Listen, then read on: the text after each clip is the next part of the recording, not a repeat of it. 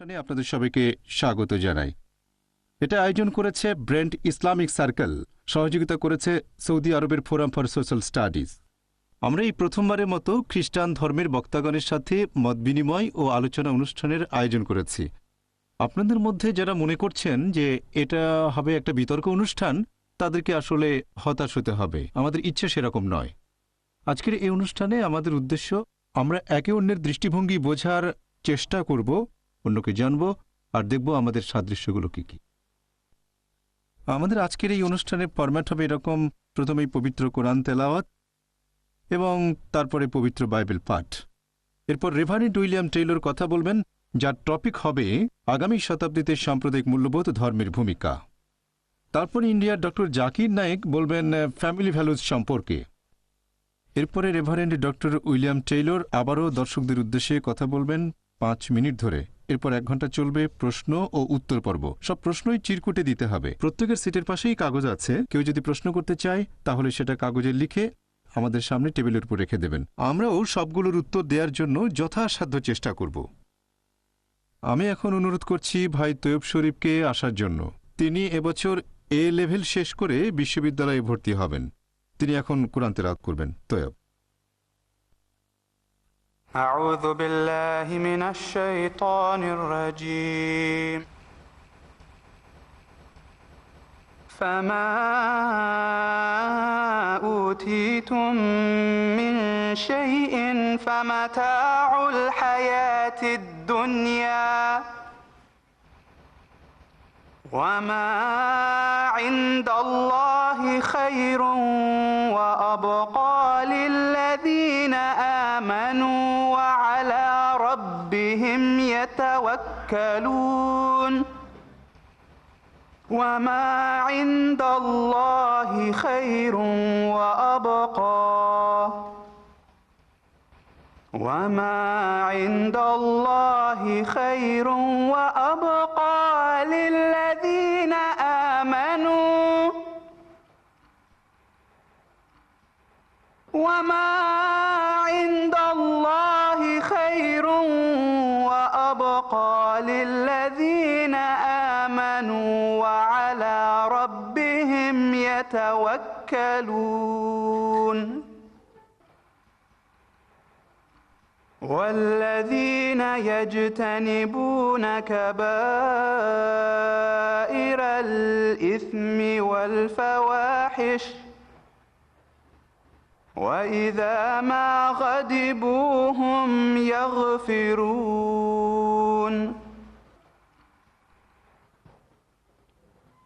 والذين استجابوا لربهم وأقاموا الصلاة وأمرهم شورى بينهم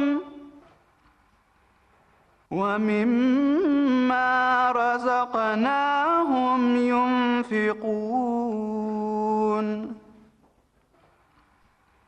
والذين استجابوا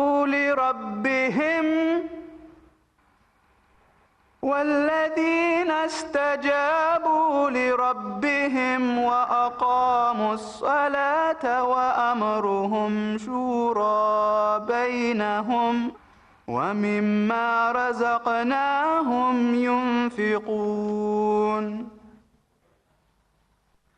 والذين إذا أصابهم البغي هم ينتصرون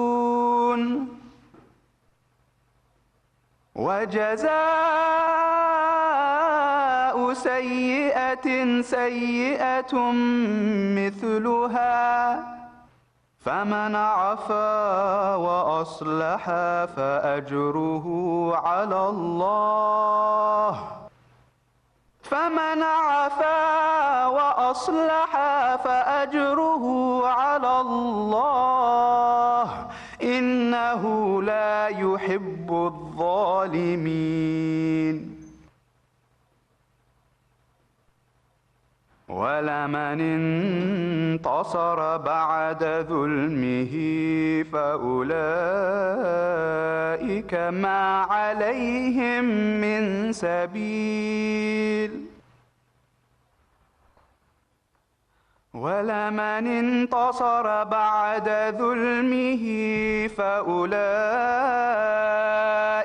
ما عليهم من سبيل إنما السبيل على الذين يظلمون الناس ويبغون في الأرض بغير الحق أولئك لهم عذاب أليم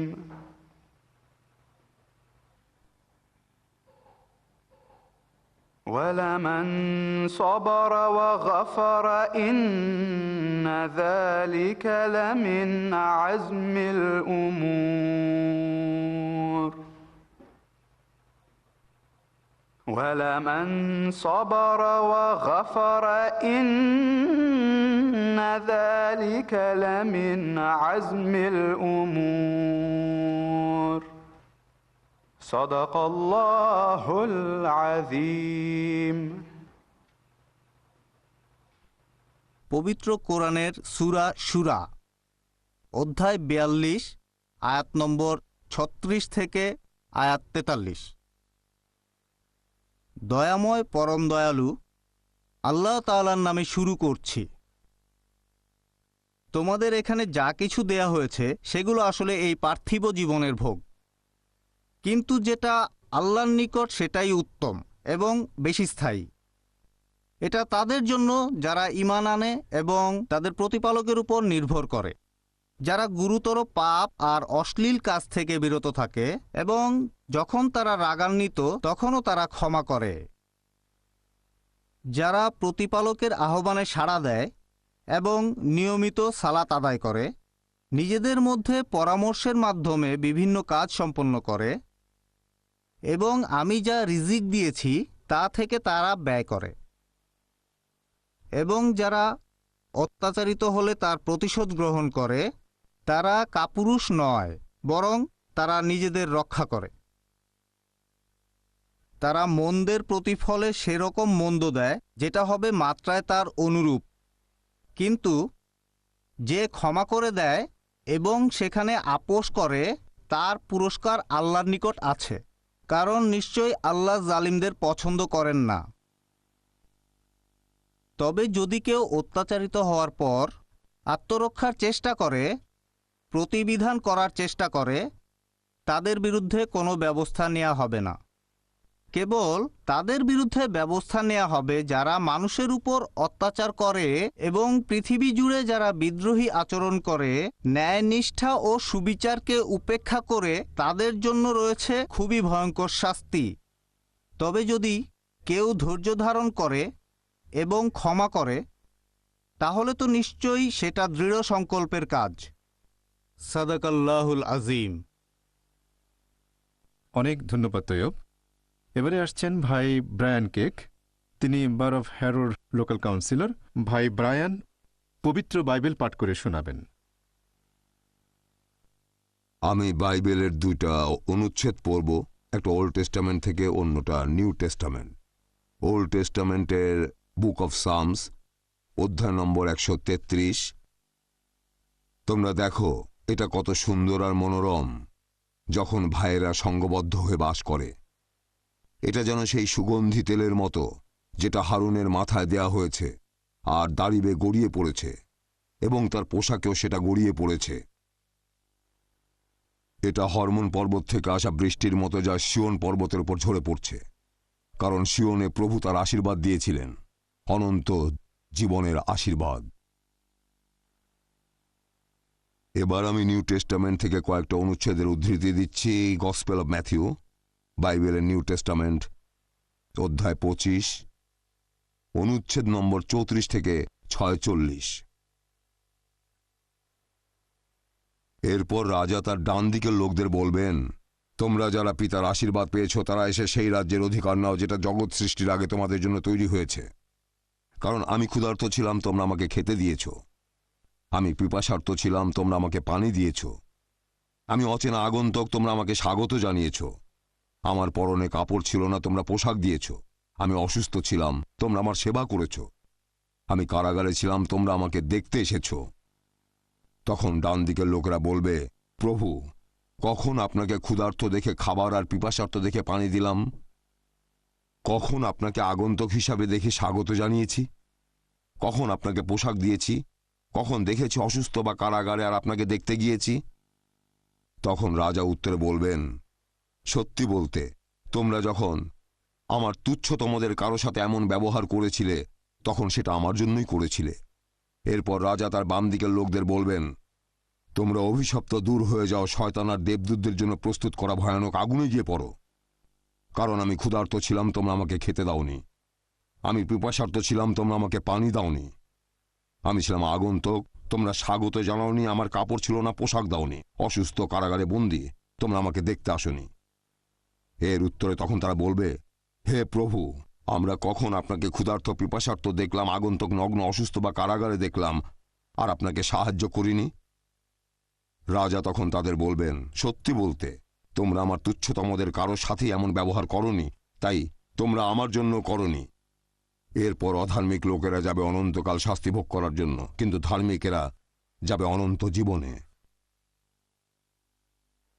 ধন্যবাদ ভাই ব্রায়ান।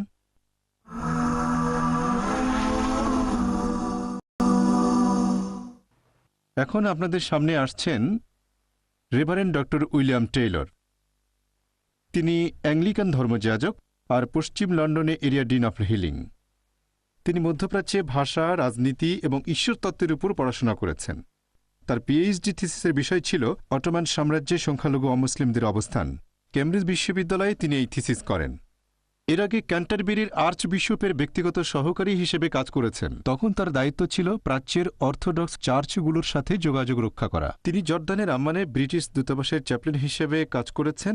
এছাড়াও তিনি জেরুজালেমে বিশপের এলাকা সংক্রান্ত বিষয়ে পরামর্শদাতা হিসেবে কাজ করেছেন।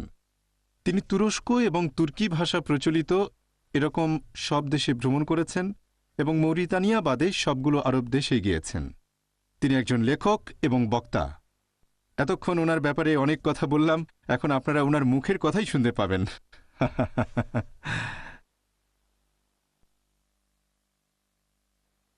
আজকের এই আলোচনা অনুষ্ঠানে আপনাদের সাথে থাকতে পেরে আমি সত্যিই খুব আনন্দিত। এখানে আমি আপনাদের কথা শুনব, আমার নিজের কথাও বলবো, মধ্যপ্রাচ্য আর এই দেশে ইসলাম নিয়ে যে কাজ করেছি সেই অভিজ্ঞতার আলোকে। আজকের টপিকটা আমার মতে বর্তমান পৃথিবীতে সবার জন্যই সমান গুরুত্বপূর্ণ, বিশেষ করে তাদের জন্য যারা সমাজের একটা পরিবর্তন আনার সামর্থ্য রাখে। এরা হলেন বিভিন্ন রাজনৈতিক নেতা, তারপর ধর্মীয় নেতৃবৃন্দ, বিভিন্ন শিক্ষা প্রতিষ্ঠান, যারা সরকারি চাকরি করছেন, ব্যবসায়ী, কূটনীতিক, এছাড়াও সাধারণ পুরুষ ও মহিলা যারা আমাদের আশেপাশে আছেন। এখন প্রশ্নটা হলো এই, একটা সম্প্রদায়ের নীতিবোধ, দিক নির্দেশনা আর আইন প্রণয়নের ক্ষেত্রে একটা বিশেষ ধর্মবিশ্বাস কোন ভূমিকাটা পালন করতে পারে? আমরা সবাই একটা ব্যাপারে নিশ্চিত যে ধর্মনিরপেক্ষ পশ্চিমা সমাজেও এই প্রশ্নটাকে কেউ উপেক্ষা করতে পারবে না। গত বছর ওয়াশিংটনের centre for strategic and international studies একটা বই বের করেছে, নাম religion, the missing dimension of speech craft. এই বইটাতে বলা হয়েছে যে সরকারি নীতি নির্ধারকরা, বিশেষ করে পশ্চিমা দেশে, তারা সবসময় বিভিন্ন নীতি নির্ধারণের বিষয়ে বিভিন্ন ধর্মবিশ্বাসকে উপেক্ষা করে গেছেন। পশ্চিমা দেশগুলোতে নীতি নির্ধারণের সময় এ কথাটা কে ভেবেছিল? যেমন ধরেন, সাবেক যুগোস্লাভিয়া খণ্ডবিখণ্ড হওয়ার সময় সেখানে যে তথাকথিত সাম্প্রদায়িক আর ধর্মীয় উত্তেজনা, দাঙ্গা হাঙ্গামা হয়েছিল, এসব ব্যাপারে আমার মনে হয় আমাদের প্রত্যেক মানুষেরই ইতিহাস থেকে শিক্ষা নেওয়া উচিত। অবশ্য রাজনৈতিক নেতারা এই ব্যাপারটাকে একেবারে গুরুত্বই দেয় না। একই সাথে বিভিন্ন ঝগড়া বিবাদের সমাধানে ধর্মীয় নেতাদের উচিত এই ব্যাপারে আরও বলিষ্ঠ আর সৃষ্টিশীল পদক্ষেপ নেওয়া। এখন আপনারা দেখবেন আমরা অনেক দিন ধরে বেশ কিছু বিষয়কে কোনো রকম গুরুত্ব দিচ্ছি না, যে একটা কালচার আর ধর্ম সমাজের মানুষের মধ্যে স্পষ্ট বিভেদ সৃষ্টি করতে পারে। আমরা এর গুরুত্ব অনুধাবন করতে ব্যর্থ হয়েছি। বিশেষ করে তরুণরা ক্ষতিগ্রস্ত। জাতিগত পরিচয়ের তুলনায় ধর্মীয় পরিচয় এই বিভেদ সৃষ্টিতে অনেক বেশি অবদান রাখে। যেমন ধরেন, একজন লোক হতে পারে অর্ধেক ফ্রেঞ্চ, অর্ধেক আরব।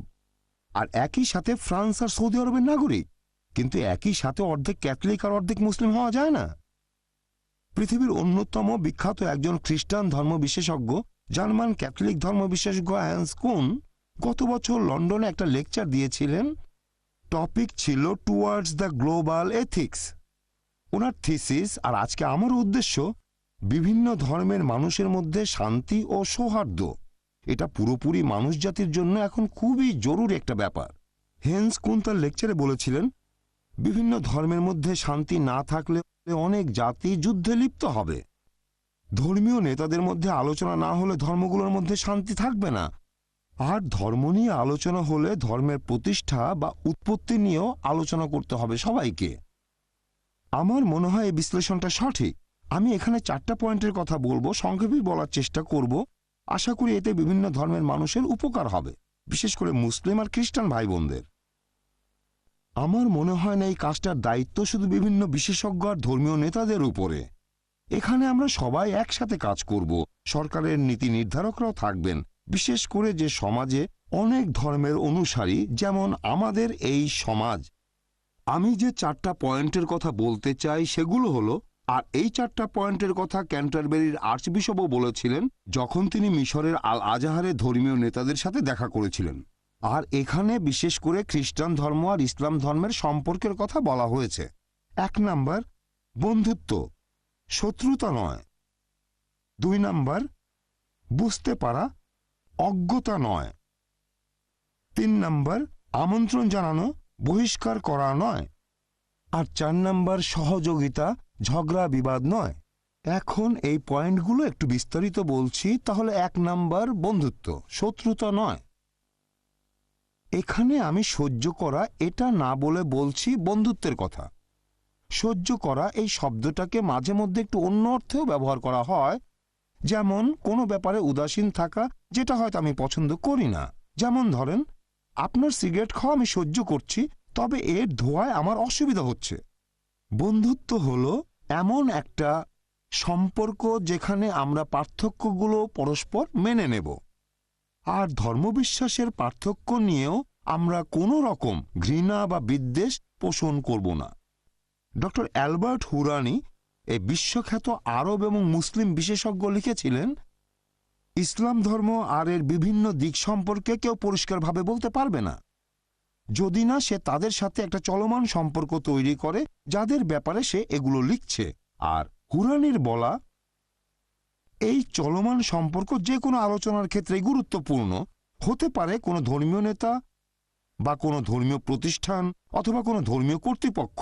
এখানে বিভিন্ন ধর্মের সাথে আমরা শুধু মতামতই বিনিময় করব না, তার পাশাপাশি আমরা অন্যান্য জিনিসও বিনিময় করব। এখানে আমরা বিনিময় করব আতিথেয়তা আর মানবিক মূল্যবোধ। এখন এই আতিথেয়তা করা বা স্বাগত জানানো, এটা পৃথিবীর সবগুলো প্রধান ধর্মেই বেশ গুরুত্বপূর্ণ, বিশেষ করে ইসলাম ধর্মে। অনেক কালচারকেই বদলে দিয়েছে। উদাহরণ হিসাবে আমরা ইংল্যান্ডের কালচারের কথা বলতে পারি। এখানে নানা ধর্ম আর নানা দেশের ছাত্ররা আছে। এটা ছিল 1 নম্বর পয়েন্ট। 2 নাম্বার, বুঝতে পারা, অজ্ঞতা নয়। আমার মাঝে মধ্যে লোকজনকে দেখে অবাক লাগে, তারা অন্য ধর্ম সম্পর্কে খুবই কম জানে, হোক তারা মুসলিম, হিন্দু, শিখ, ইহুদি, জৈন বা খ্রিস্টান। অজ্ঞতা খুব খারাপ জিনিস। এই অজ্ঞতা একটা কালচারাল অসুখের মতো। এখান থেকে আসে ভয়, ভুল বুঝাবুঝি আর সহ্য না করা।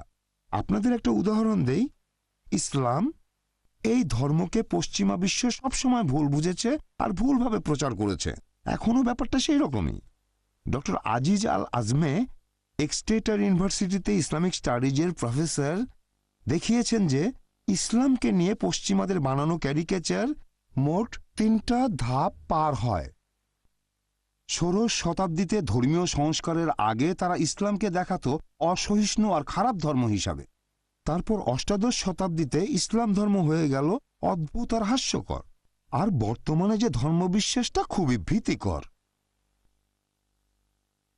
ওয়াশিংটনের জর্জটাউন ইউনিভার্সিটির প্রফেসর জন এসপোজিটো একটা পেপার পাঠিয়েছিলেন জর্ডানের আম্মানে। আমি সেখান থেকে উদ্ধৃতি দিচ্ছি। তিনি বলেছেন, আমরা যে পৃথিবীতে বাস করি সেখানে প্রায় সবাই এরকম কথা বলি বা টিভিতে পেপারে এরকম হেডলাইন দেখি: জঙ্গি ইসলাম, ধ্বংসাত্মক ইসলাম, মৌলবাদী ইসলাম, ইসলামিক বোমা, ইসলামিক চরমপন্থী, ইসলামিক উগ্রপন্থী, ইসলামিক গেরিলা আর ইসলামিক সন্ত্রাস। এমনকি ন্যাটোর সাবেক সেক্রেটারি জেনারেল একবার একটা অনুষ্ঠানে বলেছিলেন, ইসলাম হচ্ছে নতুন কমিউনিজম। এই মন্তব্যের জন্য তিনি অনেক সমালোচনার মুখে পড়েছিলেন। এরপর কার্টুন আর কমিকের ক্ষেত্রে ইসলাম ধর্মকে পশ্চিমা সভ্যতার জন্য একটা হুমকি হিসাবে ধরা হয়। তবে এর পাশাপাশি আমাদের জন্য বেশ কিছু আশার কথাও আছে। আজকের পশ্চিমা সভ্যতা যে জ্ঞানে বিজ্ঞানে এগিয়ে, তার পেছনে ইসলামিক সভ্যতার অনেক অবদান। আর বর্তমান সময়েও অনেকে সহযোগিতার হাত বাড়িয়ে দিয়েছেন। জর্ডান আর সিরিয়া, এই দুই দেশই এখন বেশ কিছু প্রতিষ্ঠান ইসলাম ও খ্রিস্টান ধর্মের মধ্যে মত বিনিময় ও আলোচনার আয়োজন করছে। জর্ডানে তাদের যে প্রতিষ্ঠান আছে সেটা বিশেষ করে গড়ে উঠেছে সেই দেশের রাজকীয় পৃষ্ঠপোষকতায়, এবং তাদের ইচ্ছা আছে যে ভবিষ্যতে ইহুদি ধর্মকেও তারা এর মধ্যে নিয়ে আসবে। এতে করে একসাথে হতে পারব আব্রাহামিক ধর্মবিশ্বাসের তিনটা ধারা: ইসলাম, ইহুদি আর খ্রিস্টান ধর্ম। এছাড়াও দক্ষিণ এশিয়ার বেশ কিছু দেশে কয়েকটি প্রতিষ্ঠান আছে যারা বিভিন্ন ধর্মের মধ্যে মত বিনিময় অনুষ্ঠানের আয়োজন করে। যেমন ভারতে অনেকগুলো প্রতিষ্ঠানে আমি গিয়েছি, এরকম অনেক প্রতিষ্ঠান ভারতে আছে। এছাড়াও বিভিন্ন কর্তৃপক্ষ এই ক্ষেত্রে অনেক অবদান রেখেছে। যেমন ধরেন ইংল্যান্ডে সেখানকার বিভিন্ন স্কুলে যে ধর্মীয় শিক্ষা দেওয়া হয়, সেই সিলেবাসে এখন বেশ কিছু পরিবর্তন আনা হয়েছে। এই সিলেবাসে এখন পৃথিবীর প্রধান সবগুলো ধর্মকেই অন্তর্ভুক্ত করা হয়েছে, আর এতে করে ব্রিটিশ ছাত্রদের বিভিন্ন ধর্ম সম্পর্কে যে অজ্ঞতা ছিল সেটা দূর হবে। এটা ইংল্যান্ডের মানুষের জন্য একেবারেই নতুন একটা অভিজ্ঞতা। গত 30 থেকে 40 বছরের পরিক্রমায় ইংল্যান্ড এখন হয়ে গেছে বহু জাতি আর বহু ধর্মের অনুসারীদের একটা দেশ। আমি আমার নিজেকে দিয়েই একটা উদাহরণ দেখাচ্ছি আপনাদের। আমি যখন স্কুলে পড়তাম তখন ধর্মীয় শিক্ষায় খ্রিস্টান ধর্ম ছাড়া আর কিছুই পড়ানো হতো না। এখন আমার 6 বছরের ধর্মপুত্র সে কিছুদিন আগে আলোচনা করছিল যে হিন্দুদের দিওয়ালি আর আমাদের গাই ফক্স নাইটের পার্থক্যটা কি। এতে করে আমরা অন্য কালচার সম্পর্কে জানতে পারবো, অজ্ঞ থাকব না। বহিষ্কার করা নয়। আমরা যদি সত্যি সত্যি বিভিন্ন ধর্মের মধ্যে শান্তি আর সৌহার্দ্য স্থাপন করতে চাই, তাহলে অন্য ধর্মের অনুসারীদের প্রতি বন্ধু ভাবাপন্ন মনোভাব থাকতে হবে, তাদেরকে শ্রদ্ধা করতে হবে। কিছু ধর্মের ক্ষেত্রে এটা পালন করা হয়তো একটু কঠিন। আমি এখন আপনাদের দুইটা উদাহরণ দেব ইসলাম আর খ্রিস্টান ধর্মের। ইসলাম আর খ্রিস্টান এই দুইটা মিশনারি ধর্মবিশ্বাস, এই দুইটা ধর্মই অন্য মানুষকে তাদের ধর্মে নিয়ে আসতে চায়। মুসলিমদের পবিত্র কোরআনে নির্দেশ দেওয়া হয়েছে মানুষ জাতির বিভিন্ন কাজের সাক্ষী হয়ে থাকতে। একইভাবে খ্রিস্টানদেরকেও তাদের ধর্মগ্রন্থ নির্দেশ দিয়েছে পৃথিবী জুড়ে তোমরা গসপেলের বাণী প্রচার করো। এখন মুসলিম আর খ্রিস্টানদের উদ্দেশ্যে যে প্রশ্নটা করা যায় সেটা হলো, যারা তাদের ধর্মকে একেবারে হৃদয় থেকে বিশ্বাস করে তাদের মধ্যে কি আলোচনা বা মতবিনিময় হতে পারে, বিনিময় হতে পারে? এ ব্যাপারে আমার মত হলো অবশ্যই হওয়া উচিত। এরকম মত বিনিময় বা আলোচনা এর আগেও অনেক হয়েছে আর ভবিষ্যতেও হবে। আপনি আপনার নিজেকেই একটা উদাহরণ হিসাবে দেখতে পারেন। আপনার ধর্মীয় অবস্থান যাই হোক, নিজেকে একটা প্রশ্ন করবেন, আপনি নিজেই এটা কি কখনো ভেবেছেন?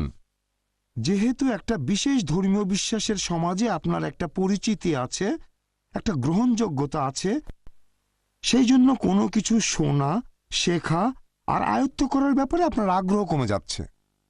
আর সত্যি বলতে কোনো ধর্মীয় কর্তৃপক্ষই চায় না যে তাদের কোনো সদস্য উদ্ধত হয়ে দায়িত্ব জ্ঞানহীনভাবে প্রতারণার সাথে ধর্ম প্রচার করবে।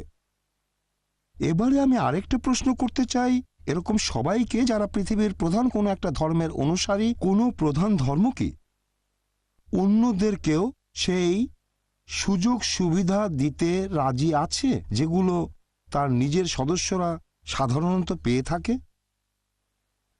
এটা খুবই গুরুত্বপূর্ণ একটা ইস্যু। হতে পারে সেটা পশ্চিমা দেশগুলোতে বাস করা সংখ্যালঘু মুসলিম, অথবা হতে পারে মুসলিম বিভিন্ন দেশে বাস করা সংখ্যালঘু খ্রিস্টান। যেমন ইংল্যান্ডে মুসলিমদের জন্য কোনো স্কুল প্রতিষ্ঠা করতে গেলে অনেক সময় ঝামেলায় পড়তে হয় যদি প্রতিষ্ঠানটি হয় স্বায়ত্তশাসিত আর তার কিছু ব্যয়ভার বহন করে সরকার। লন্ডনে আমি যে এলাকায় থাকি, ইলিং, সেখানে একটা মুসলিম স্কুল তৈরি করার সময় বাধা দিল স্থানীয় কর্তৃপক্ষ, যে এতে করে নাকি ধর্মীয় অসন্তোষ সৃষ্টি হতে পারে, কারণ সেখানে বেশিরভাগ মানুষ শিখ ধর্মের অনুসারী ছিল আর তারা স্কুল বানানোর বিরুদ্ধে কথা বলতে শুরু করেছে। এ ব্যাপারে আমি বলবো দক্ষিণ এশিয়ার বিভিন্ন ধর্মের মানুষ এখানে এসে ইংল্যান্ডের জীবনযাত্রাকে আরো উন্নত করেছে, সমৃদ্ধ করেছে।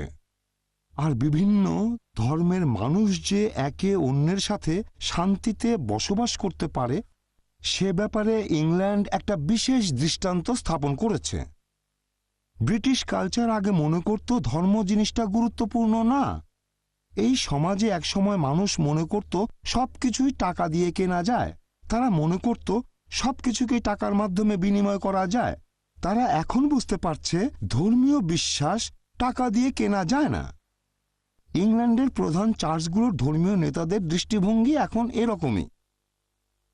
ক্যান্টারবেরির আর্চবিশপ কিছুদিন আগে কায়রোর আল আজহার ইউনিভার্সিটিতে মুসলিম আলেমদের উদ্দেশ্যে বলেছিলেন যে তিনি কিভাবে মানুষের ধর্মীয় স্বাধীনতার জন্য কাজ করে গেছেন। জেলখানার হসপিটালে খ্রিস্টান ধর্মযাজকরা খেয়াল রেখেছেন যাতে অন্য ধর্মের অনুসারীদের বিভিন্ন ধর্মীয় ইচ্ছা পূরণ করা হয়। চার্চ অফ ইংল্যান্ড তারা বিভিন্ন প্রধান ধর্ম আর তার অনুসারীদের উপর গবেষণার জন্য নানাভাবে আর্থিক সাহায্য দিয়ে যাচ্ছে। আমি এ ব্যাপারে বলবো এরকম খুব একটা দেখা যায় না যে কোনো একটা দেশের প্রধান ধর্মীয় কর্তৃপক্ষ অন্যান্য ধর্মের অনুসারীদের বিভিন্ন অধিকার রক্ষা করার জন্য প্রয়োজনীয় পদক্ষেপ নিচ্ছে। এবারে আমি বলবো 4 নম্বর পয়েন্ট নিয়ে, সেটা হলো সহযোগিতা, যুদ্ধে লিপ্ত হওয়া নয়। যদিও আমাদের মধ্যে জটিলতা আছে, তারপরও বিভিন্ন ধর্মে প্রচলিত বেশ কিছু রীতিনীতি আমাদের সবার মধ্যেই সহযোগিতার একটা মনোভাব গড়ে তুলতে পারে। খ্রিস্টান ধর্ম আর ইসলামের অনুসারীরা এভাবে একে অন্যের প্রতি সহযোগিতার হাত বাড়িয়ে দিয়ে মানবতার সমাধানে এগিয়ে আসতে পারে হাতে হাত মিলিয়ে, যেখানে নিরাময় হবে অনেক জটিল রোগ, দূর হবে দারিদ্র্য।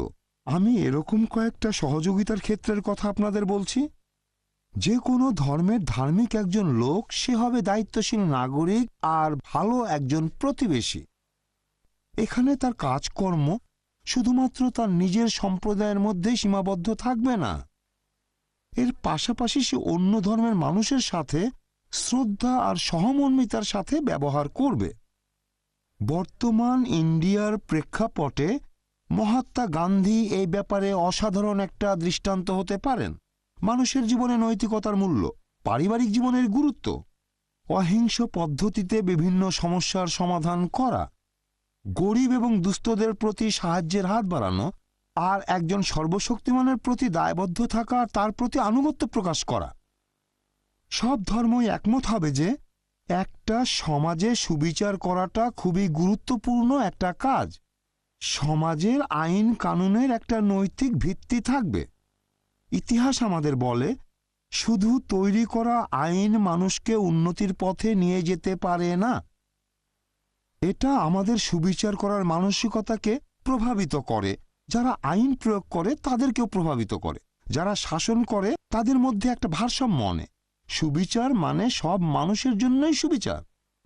এখন সবশেষে বলবো, শান্তি প্রতিষ্ঠা করতে গেলে সবার সহযোগিতা প্রয়োজন। আমরা একে অন্যকে বোঝার চেষ্টা করব। এতে করে আমরা সমাজে শান্তি প্রতিষ্ঠা করতে পারব আর ভবিষ্যতে এর সম্ভাবনা অসীম। বিদেশিদের প্রতি অহেতুক ভয় বা ঘৃণা এটা বিভিন্ন জাতি আর ধর্মের মানুষের একত্রিত হওয়ার পথে একটা বাধা। অনেক সময় ধর্মকে হাইজ্যাক করে নিয়ে যায় কিছু চরমপন্থী লোকজন। আমাদের সহিষ্ণুতা বাড়াতে হবে যাতে করে এই ধরনের পরিস্থিতি তৈরি হতে না পারে। ভায়োলেন্স মানে সহিংসতা, কোনো অজুহাত দিয়ে লাভ হবে না। হত্যা করা মানে হত্যা, বিশেষ করে সেটা যদি করা হয় ঈশ্বরের নামে। সেজন্য আমি বলবো, আমার মতামত হলো সমাজে শান্তি প্রতিষ্ঠার জন্য বিভিন্ন ধর্মের মধ্যে সৌহার্দ্য খুবই গুরুত্বপূর্ণ, আর এটা সব সময় এরকমই থাকবে। ইংল্যান্ডের মুসলিম সম্প্রদায় এ ব্যাপারে খুবই গুরুত্বপূর্ণ একটা ভূমিকা পালন করছে। এখন পর্যন্ত কোনো সমাজই ধর্ম ছাড়া টিকে থাকতে পারেনি। ধর্ম এতটাই গুরুত্বপূর্ণ। বিভিন্ন নাস্তিক ভাবাপন্ন দেশের সরকার পতন এটাই প্রমাণ করে। ধর্মীয় বিশ্বাস কখনোই বিলুপ্ত হবে না, এখন না, ভবিষ্যতেও না। নীতি নির্ধারকরা এই ব্যাপারটা একটু খেয়াল রাখবেন। ধর্মীয় বিশ্বাসটাকে যদি সঠিকভাবে কাজে লাগানো হয় তাহলে সেটার মাধ্যমে ভালো অনেক কিছুই করা সম্ভব। আমি এরকম কিছু ক্ষেত্রের কথা চিন্তা করেছি, আর আমি এই ব্যাপারে পুরোপুরি নিশ্চিত যে একটা ধর্ম যেমন খ্রিস্টান ধর্ম আর ইসলাম আমাদের সমাজেই আছে। বিভিন্ন ধর্মের মাধ্যমেই আমরা সমাজে শান্তি, আইন শৃঙ্খলা আর সৌহার্দ্য প্রতিষ্ঠা করতে পারব। সবাইকে অনেক ধন্যবাদ। অনেক অনেক ধন্যবাদ ডক্টর টেইলর। আপনি নির্ধারিত সময়ের মধ্যেই আপনার কথা শেষ করেছেন। অনেক ধন্যবাদ। এবারে আপনাদের সামনে আসবেন doctor Zakir Naik. Doctor Naik Islamic research ফাউন্ডেশনের প্রেসিডেন্ট। পেশায় একজন মেডিকেল ডাক্তার হলেও নিজেকে নিবেদিত করেছেন পুরো পৃথিবী জুড়ে ইসলাম ধর্মের সত্যের বাণী প্রচারের কাজে, বিশেষ করে যারা ইংরেজি ভাষায় বলেন বা বুঝতে পারেন। তার কয়েকশো লেকচার, বিতর্ক আর আলোচনা ভিসিডি ও ক্যাসেট আকারে বাজারে পাওয়া যায়, আর এইগুলো খুবই জনপ্রিয়। এখানে অনেক কিছু লেখা আছে, তবে আমি সব পড়ব না। আপনারা যখন ওনার লেকচার শুনবেন তখন আপনারা নিজেরাই সেটা বুঝতে পারবেন। উনি আপনাদের সামনে যে টপিক নিয়ে বলবেন সেটা হলো ফ্যামিলি ভ্যালুজ। এখন ওনাকে অনুরোধ করব আগামী ২০-২৫ মিনিট আজকের এই টপিকের উপর কিছু কথা বলার জন্য। আলহামদুলিল্লাহ ওয়াসসালাতু ওয়াসসালাম আলা রাসূলিল্লাহ ওয়া আলা আলিহি ওয়া সাহবিহি আজমাইন, আম্মা বাদ। আউযু বিল্লাহি মিনাশ শাইতানির রাজীম, বিসমিল্লাহির রহমানির রহিম। হুন্না লিবাসুল লাকুম ওয়া আনতুম লিবাসুল লাহুন্না। বিসমিল্লাহির রহমানির রহিম। রাব্বি ইশরাহ লি সাদরি ওয়া ইয়াসসির লি আমরি ওয়াহলুল উকদাতাম মিন লিসানি ইয়াফকাহু কাওলি। শ্রদ্ধেয় রেফারেন্ট ডক্টর জামাল বাদুই, শ্রদ্ধেয় গুরুজনেরা এবং আমার প্রিয় ভাই বোনেরা, আপনাদের সবাইকে স্বাগত জানাই ইসলামিক সম্ভাষণে। আসসালামু আলাইকুম ওয়া রাহমাতুল্লাহি ওয়া বারাকাতুহু। আল্লাহ তাআলার দয়া, শান্তি ও রহমত আপনাদের সবার উপরে বর্ষিত হোক। আজকে আমাদের আলোচনার টপিক এই খ্রিস্টান মুসলিম ডায়ালগে, সেটা ফ্যামিলি ভ্যালুজ ইন ইসলাম। ইসলাম ধর্মে পারিবারিক মূল্যবোধ, এটাকে বিচার করার সময় মাত্র একজন মুসলিমের কাজ অথবা একটা মুসলিম সমাজকে দেখলে হবে না। এটাকে বিচার করব বিশুদ্ধ সব উৎসগুলো দিয়ে, সেটা হলো পবিত্র কোরআন আর সহিহ হাদিস। আমি এই পারিবারিক মূল্যবোধকে প্রধানত 3 ভাগে ভাগ করেছি। প্রথমটা হলো সন্তান সন্ততি, তার মানে ছেলে এবং মেয়ে। দ্বিতীয়টা হচ্ছে জীবন সঙ্গী নিয়ে, তার মানে স্বামী এবং স্ত্রী। আর তৃতীয়টা হচ্ছে বাবা মাকে নিয়ে, তাদের সাথে কেমন সম্পর্ক হবে। প্রথমে আমরা সন্তান সন্ততি নিয়ে পারিবারিক মূল্যবোধের ব্যাপারটা দেখব, তার মানে ছেলে এবং মেয়ে।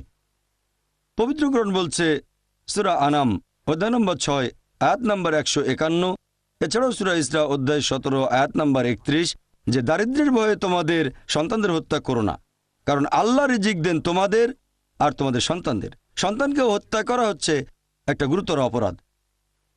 কোনো শিশুকে হত্যা করা, হোক ছেলে বা মেয়ে, এটা পবিত্র কোরআনে নিষিদ্ধ। আর বিশেষ করে বলা হয়েছে সূরা তাকবীরে অধ্যায় নম্বর 81 আয়াত নম্বর 9, যে কন্যা সন্তানকে জীবন্ত কবর দেওয়া হয়েছে, সে কিয়ামতের দিন প্রশ্ন করবে কোন অপরাধে তাকে হত্যা করা হয়েছিল। এখানে বিশেষ করে বলা হয়েছে তোমাদের কন্যা সন্তানদের হত্যা করো না, বিশেষ করে কারণ আগেকার দিনে আর বিশেষ করে আরব দেশে কোরআন নাজিল হওয়ার আগে সেখানকার কমন প্র্যাকটিস ছিল যে যখন কারো কন্যা সন্তান জন্মতো বেশিরভাগ সময় তাকে জীবন্ত কবর দেওয়া হতো।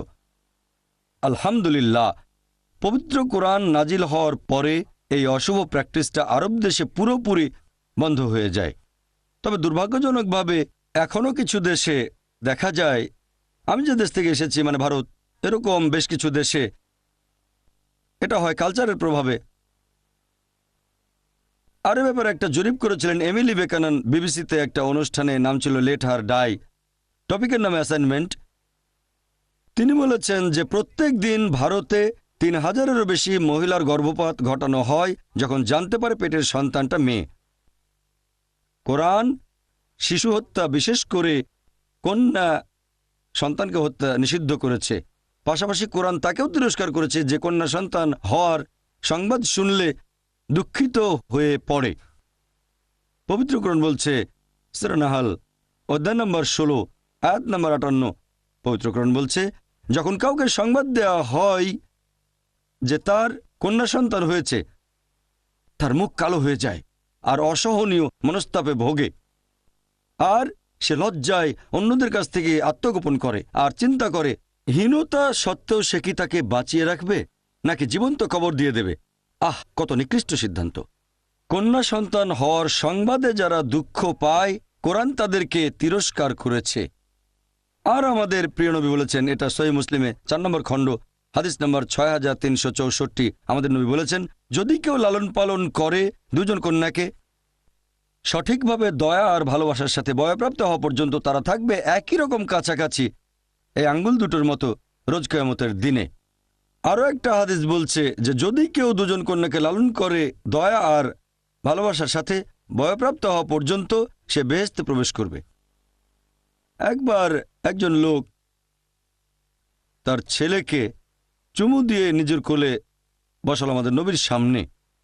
নবী আপত্তি জানিয়ে বললেন, তোমার মেয়েকেও চুমু দিয়ে তাকে অন্য কোলে বসানো উচিত ছিল তোমার। পুরো মানবজাতির প্রতি পবিত্র কোরআনের প্রথম যে দিক নির্দেশনা, সেটা হচ্ছে সূরা ইকরা বা সূরা আলাক অধ্যায় ৯৬ আয়াত ১ থেকে ৫ বলা হয়েছে, ইকরা বিসমি রাব্বিকাল্লাযী খালাক খালাকাল ইনসানা মিন আলাক ইকরা ওয়া রাব্বুকাল আকরাম আল্লাযী আল্লামা বিল কালাম আল্লামাল ইনসানা মা লাম ইয়ালাম। পড়ো, পাঠ করো, ঘোষণা করো তোমার প্রতিপালকের নামে, যিনি সৃষ্টি করেছেন মানুষকে ঝুলে থাকা একটা বস্তু থেকে, জোকের মতো বস্তু থেকে। পাঠ করো, আর তোমার প্রতিপালক মহিমান্বিত, তিনি মানুষকে শিক্ষা দিয়েছেন কলমের সাহায্যে, শিক্ষা দিয়েছেন মানুষকে যা সে জানত না। মানুষ জাতির উদ্দেশ্যে পবিত্র কোরআনের প্রথম যে দিক নির্দেশনা হচ্ছে পাঠ করো। আর আমাদের নবী বলেছেন, প্রত্যেক মুসলিমের জন্য বাধ্যতামূলক জ্ঞান আহরণ করা হোক পুরুষ বা নারী। নবী বাবা মার উদ্দেশ্যে বলেছেন যে এটা বাধ্যতামূলক তোমাদের সন্তানের শিক্ষা দেবে, বিশেষ করে কন্যাদের। আসুন এবারে জীবনসঙ্গী নিয়ে পারিবারিক মূল্যবোধের ব্যাপারটা ভালো করে দেখি। আর পবিত্র কোরআন মহিলাদের সম্পর্কে বলেছে যে তারা হলো মুহসেনা, অর্থাৎ শয়তানের বিরুদ্ধে দুর্গ। অন্য ধর্মে এরকম না, অনেক ধর্মেই মহিলাদের বলা হয় শয়তানের প্রধান অস্ত্র। আর একজন ভালো মহিলা তার স্বামীকে সরল পথে রাখে, সিরাতাল মুস্তাকিমে, আর তাকে ভুল পথে যেতে বাধা দেয়। আমাদের প্রিয় নবী বলেছেন, মুহাম্মদ সাল্লাল্লাহু আলাইহি সাল্লাম, সহিহ বুখারী খণ্ড নম্বর ৭ বুক অব নিকা অধ্যায় নম্বর ৩ হাদিস নম্বর ৪, হে যুবক যুবতীরা, তোমাদের মধ্যে যাদের সামর্থ্য আছে তারা বিয়ে করো, কারণ এটা দৃষ্টির সংযম আর লজ্জাস্থানের হেফাজতে সাহায্য করে। ইসলাম ধর্ম তাড়াতাড়ি বিয়ে করাকে উৎসাহ দেয়। যদি আপনার সামর্থ্য থাকে তাহলে বিয়ে করবেন তাড়াতাড়ি। আর পবিত্র কোরআন বলছে, যদি তোমার সামর্থ্য না থাকে নিজেকে সংযত রাখো যতক্ষণ না আল্লাহ তাআলা তোমাকে সামর্থ্য দেন। আমাদের নবী বলেছেন, এই হাদিসটার বর্ণনা দিয়েছেন হযরত আনাস রাদিয়াল্লাহু আনহু, যে যদি কেউ বিয়ে করে তার অর্ধেক দিন সম্পূর্ণ হবে, তার মানে ধর্মের অর্ধেক। একবার প্রশ্নোত্তর পর্বে একজন দর্শক আমাকে প্রশ্ন করেছিল যে তার মানে কি দুটো বিয়ে করলে পুরো দিন পূর্ণ হবে, তার মানে পুরো ধর্ম? নবী এখানে কি বুঝিয়েছেন যে বিয়ে অর্ধেক দিনকে সম্পূর্ণ করে? আমাদের নবী যেটা বুঝিয়েছেন, বিয়ে করলে বিরত থাকবেন অশ্লীলতা থেকে, ব্যভিচার থেকে, সমকামিতা থেকে। এগুলো হচ্ছে সমাজের খারাপ জিনিসগুলোর অর্ধেক। শুধুমাত্র বিয়ে করলেই আপনি সুযোগ পাবেন স্বামী বা স্ত্রী হওয়ার, শুধুমাত্র বিয়ে করলেই আপনি সুযোগ পাবেন বাবা অথবা মা হওয়ার। এই দায়িত্বগুলো ইসলাম ধর্মে অনেক গুরুত্বপূর্ণ। তাহলে বিয়ে করেন একবার বা দুইবার, এতে দিন পূরণ হবে অর্ধেক।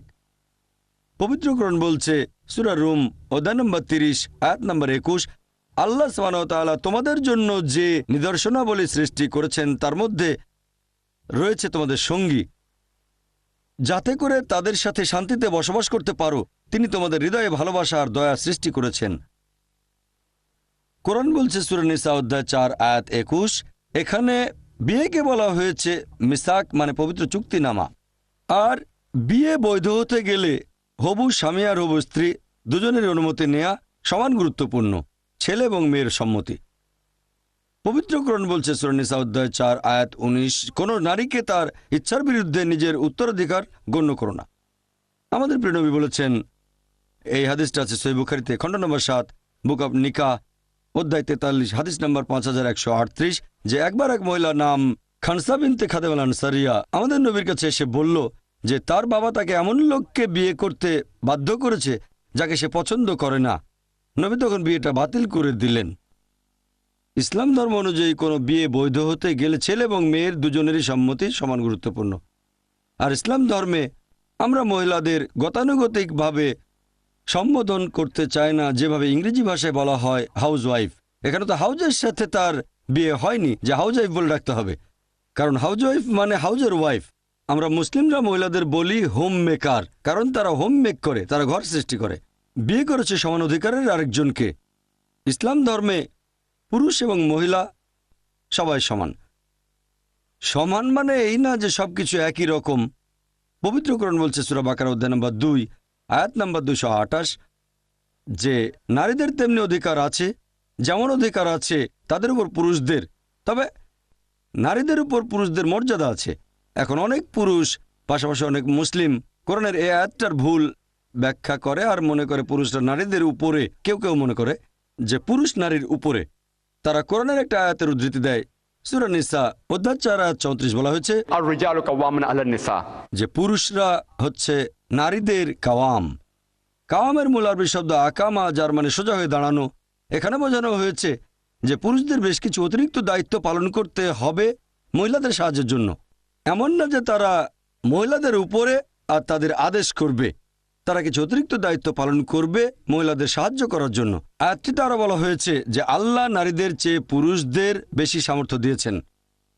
এছাড়াও পবিত্র কোরআন বলছে সূরা নিসা অধ্যায় নম্বর 4 আয়াত নম্বর 19, যে তোমার স্ত্রীগণের সাথে সৎভাবে দয়ার সাথে বসবাস করো। লেকচারের শুরুতে আমি কোরআনের একটা আয়াতের উদ্ধৃতি দিয়েছিলাম। সূরা বাকারা অধ্যায় নম্বর 2 আয়াত 187 বলা হয়েছে, হুন্না লিবাসুল লাকুম ওয়া আনতুম লিবাসুল লাহুন্না, স্ত্রীগণ তোমাদের পরিচ্ছদ আর তোমরা তাদের পরিচ্ছদ। স্বামী এবং স্ত্রী যে ভূমিকা একটা পরিবারে, সেটা হবে পোশাকের মতো। আমরা বিভিন্ন পোশাক পরি গোপন করার জন্য। স্বামী এবং স্ত্রী একে অন্যের দোষ গোপন করবে। আমরা পোশাক পরি নিরাপত্তার জন্য, এখানেও একে অন্যকে নিরাপত্তা দেবে। পোশাক পরি সৌন্দর্যের জন্য, স্বামী এবং স্ত্রী একে অন্যকে সুন্দর করে তুলবে। সম্পর্কটা হাত এবং হ্যান্ড গ্লাভসের মতো। আর ইসলাম অনুযায়ী একটা পরিবারে জীবিকা উপার্জনের দায়িত্ব হচ্ছে পুরুষদের। ইসলাম অনুযায়ী কোনো পরিবারে একজন মহিলাকে উপার্জনের জন্য কাজ করতে হবে না। বিয়ে হওয়ার আগে সেই মহিলার দায়িত্ব থাকে তার বাবা অথবা ভাইয়ের, আর বিয়ের পরে দায়িত্ব থাকে স্বামী এবং ছেলের উপর। তারাই সেই মহিলার থাকা, খাওয়া, পোশাক ইত্যাদির ব্যয়ভার বহন করবে। সেই মহিলাকে উপার্জনের জন্য কাজ করতে হবে না। সেই অর্থনৈতিকভাবে অনেক সিকিউরড ইসলাম ধর্ম অনুযায়ী পুরুষদের চেয়ে। তবে মহিলা যদি কাজ করতে চায় অর্থনৈতিক সমস্যার কারণে করতে পারে, তবে পরিবেশটা হবে ইসলামিক আর সেই কাজটা হবে ইসলামিক শরিয়া অনুযায়ী অনুমোদিত।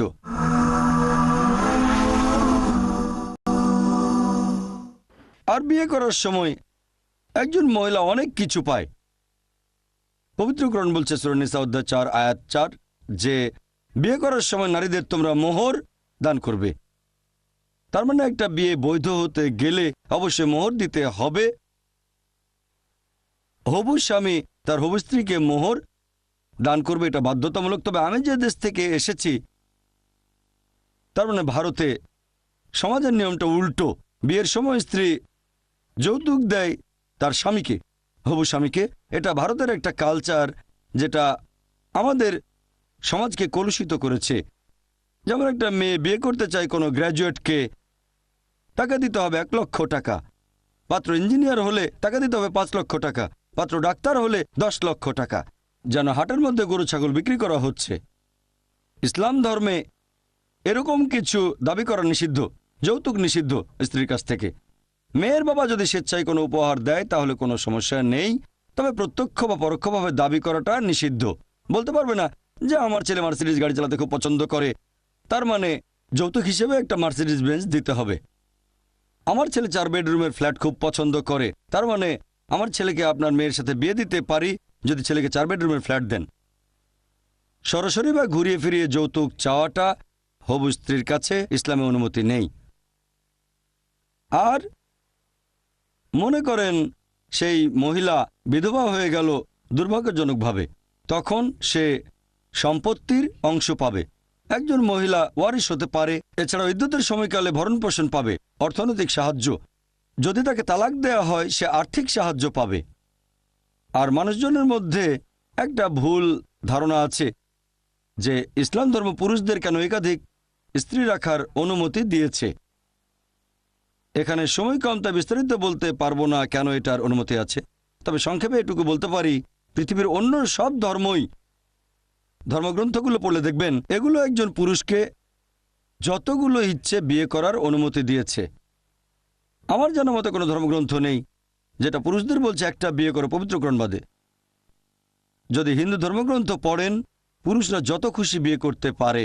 পরবর্তীতে এই কিছুদিন আগে ভারতের সরকার আইন করেছে যে হিন্দু পুরুষরা মাত্র একটা বিয়ে করবে। তারপর ওল্ড টেস্টামেন্টে বাইবেল পড়লে দেখবেন সেখানে আছে 1 কিংস অধ্যায় 11 অনুচ্ছেদ 3, সলোমনের ছিল 700 জন স্ত্রী, ইব্রাহিমের ছিল 3 জন স্ত্রী। পরবর্তীতে এটা ইহুদিদের রেবায় আর খ্রিস্টান চার্চ নিষেধাজ্ঞা আরোপ করেছে। ইসলাম বলছে সূরা নিসা অধ্যায় 4 আয়াত নম্বর 3, তোমাদের পছন্দের নারীকে বিয়ে করো 2, 3 বা 4 জন, তবে যদি সুবিচার করতে না পারো মাত্র একজনকে। কারণ জানতে চাইলে প্রশ্নোত্তর পর্বে আমাকে জিজ্ঞেস করতে পারেন। তবে এটা হলো মহিলাদের শালীনতার জন্য যে একজন পুরুষের একাধিক বিয়ে করার অনুমতি আছে। এটা ফরজ না, বাধ্যতামূলক না যে একাধিক বিয়ে করতেই হবে। অনেকে মনে করে ফরজ, আবার এরকমও না যে একাধিক বিয়ে করলে সব বেশি পাবেন। এটা হচ্ছে অপশনাল, তবে একাধিক বিয়ে করলে আপনাকে সুবিচার করতেই হবে। সুবিচার করতে না পারলে সমস্যায় পড়ে যাবেন। স্বাভাবিক পরিস্থিতিতে কখনো ডিভোর্স হওয়া উচিত না। এটা হতে পারে একেবারে শেষ উপায় হিসেবে, যদি স্বামী স্ত্রীর মধ্যে ম্যাচ না করে তখন শেষ উপায় হিসেবে। স্বাভাবিক পরিস্থিতিতে ডিভোর্সকে এড়িয়ে চলবেন আপনার পক্ষে যতখানি সম্ভব হয়, শেষ উপায় হিসেবে। কিছু সমাজে আপনি ডিভোর্স দিতে পারেন, কিছু সমাজে পারবেন না। কিছু ধর্ম অনুমতি দেয়, আবার এমন কিছু ধর্ম আছে যাদের অনুমতি নেই, কিছু ধর্মে বাধা নিষেধ আছে। বাইবেল বলছে গসপেল অফ ম্যাথিউ অধ্যায় নম্বর 5 অনুচ্ছেদ 31-32 যে এটা পুরনো কাল থেকে প্রচলিত। যদি কেউ তার নারীকে ত্যাগ করতে চায়, তার স্ত্রীকে ত্যাগ করতে চায়, তাকে ত্যাগপত্র দিতে হবে। এটা ছিল মুসা নবীর আইন। আল্লাহ তাকে শান্তিতে রাখুন। স্ত্রীকে তালাক দিতে চাইলে ত্যাগপত্র দিতে হবে। তবে যীশু খ্রিস্ট তারপর বললেন যে আমি তোমাদের বলছি, কেউ যদি তার স্ত্রীকে ত্যাগ করে একমাত্র যৌন পাপের দোষে, সে তার স্ত্রীকে ব্যভিচারের পথে নামিয়ে দেয়। তার মানে শুধু ব্যভিচারের অপরাধে স্ত্রীকে তালাক দিতে পারবেন, একথা বলছে গসপেল অফ ম্যাথিউ অধ্যায় নম্বর 5 অনুচ্ছেদ 31-32। আর ইসলামের তালাকের ব্যাপারটা অনেকের মধ্যেই একটা ভুল ধারণা আছে। ইসলামে তালাক হতে পারে 5 প্রকার। 1 নম্বর, স্বামী এবং স্ত্রী দুজনে একমত হয়ে তালাক দিল। 2 নম্বর, স্বামী একা স্ত্রীকে ইচ্ছে করলে তালাক দিতে পারে, স্বামীর ইচ্ছা। 3 নম্বর, শুধুমাত্র স্ত্রী একা স্বামীকে তালাক দিতে পারে যদি বিয়ের চুক্তিনামায় এটা উল্লেখ থাকে। এটাকে বলা হয় ইসমা বা তালাকে তফিদ। যদি এটা বিয়ের চুক্তিনামায় উল্লেখ করা থাকে, যদি স্ত্রী চায় তাহলে সে একাই তার স্বামীকে তালাক দিতে পারে। স্বামী রাজি থাকলে চুক্তিনামায় সেটা উল্লেখ করা হবে, এমন হলে স্ত্রীও স্বামীকে তালাক দিতে পারে।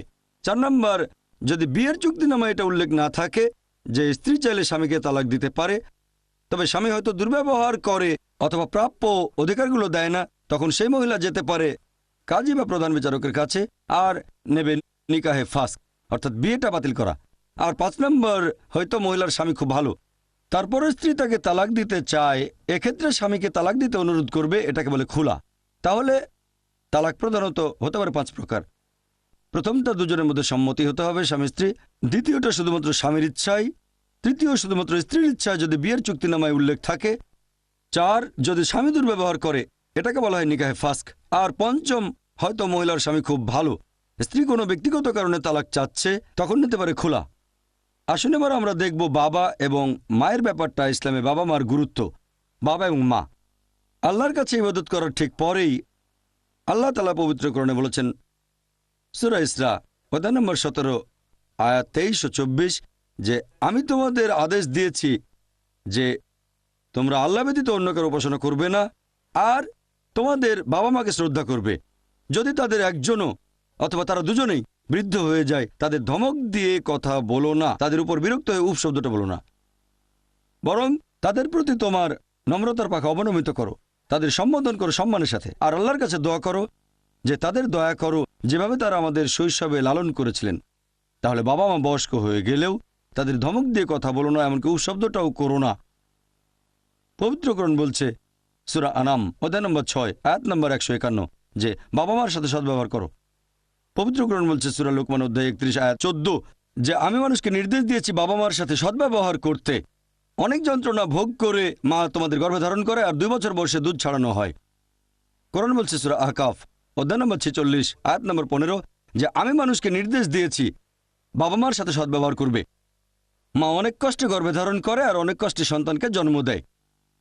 আমাদের প্রিয় নবী বলেছেন, এটা আছে ইবনে মাজা, এছাড়াও পাবেন মাসনাদ আহমেদে, যে মায়ের পায়ের তলায় রয়েছে সন্তানের বেহেশত। তার মানে এই না যে মা কাদায় হেঁটে গেল আর সেটা বেহেশত হয়ে গেল। এর মানে যদি আপনার মাকে ভালোবাসেন, তাকে শ্রদ্ধা করেন, তার সাথে ভালো ব্যবহার করেন, তাহলে আপনি ইনশাআল্লাহ আল্লাহ চাইলে বেহেশতে যেতে পারেন। আমাদের নবী বলেছেন, এটা আছে সহিহ বুখারীতে খণ্ড নম্বর 8 বুক অব আদাব বুক অব ম্যানার্স অধ্যায় নম্বর 2 হাদিস নম্বর 2 এক লোক নবীর কাছে এসে জিজ্ঞেস করল যে এই পৃথিবীতে সবচেয়ে বেশি ভালোবাসার সাহচর্য কার প্রাপ্য? তখন নবী বললেন, তোমার মা। লোকটা জিজ্ঞেস করল, তারপর কাকে? নবী আবার বললেন, তোমার মা। লোকটা তৃতীয়বার জিজ্ঞেস করল, এরপর কাকে? তখন নবী আবার বললেন, তোমার মা। লোকটা চতুর্থবার জিজ্ঞেস করল, তারপর কাকে? তখন নবী উত্তরে বললেন, তোমার বাবা। তার মানে যদি ভালোবাসার সাহচর্যের কথা বলেন বাবা মার প্রতি, আমাদের প্রিয় নবীর হাদিস অনুযায়ী 75% পাচ্ছেন মা আর 25% বাবা। তার মানে 3 ভাগ পাচ্ছেন মা আর 1 ভাগ পাচ্ছেন বাবা। এক কথায় মা পাচ্ছেন গোল্ড মেডেল, পাচ্ছেন সিলভার মেডেল, পাচ্ছেন ব্রোঞ্জ মেডেল, আর বাবাকে শুধু সান্ত্বনা পুরস্কার নিয়ে সন্তুষ্ট থাকতে হচ্ছে। ইসলাম অনুযায়ী কোনো লোক যদি মারা যায় তার সম্পত্তি ওয়ারিসদের মধ্যে ভাগ করা হবে আল্লাহ সুবহানাহু ওয়া তাআলার নির্দেশিত আইন অনুযায়ী। এটা আছে সূরা নিসা অধ্যায় নম্বর 4 আয়াত 11 ও 12 যে সন্তানদের মধ্যে সম্পত্তি ভাগ করার সময় একজন পুত্র একজন কন্যার চেয়ে দ্বিগুণ পরিমাণ সম্পদ পাবে।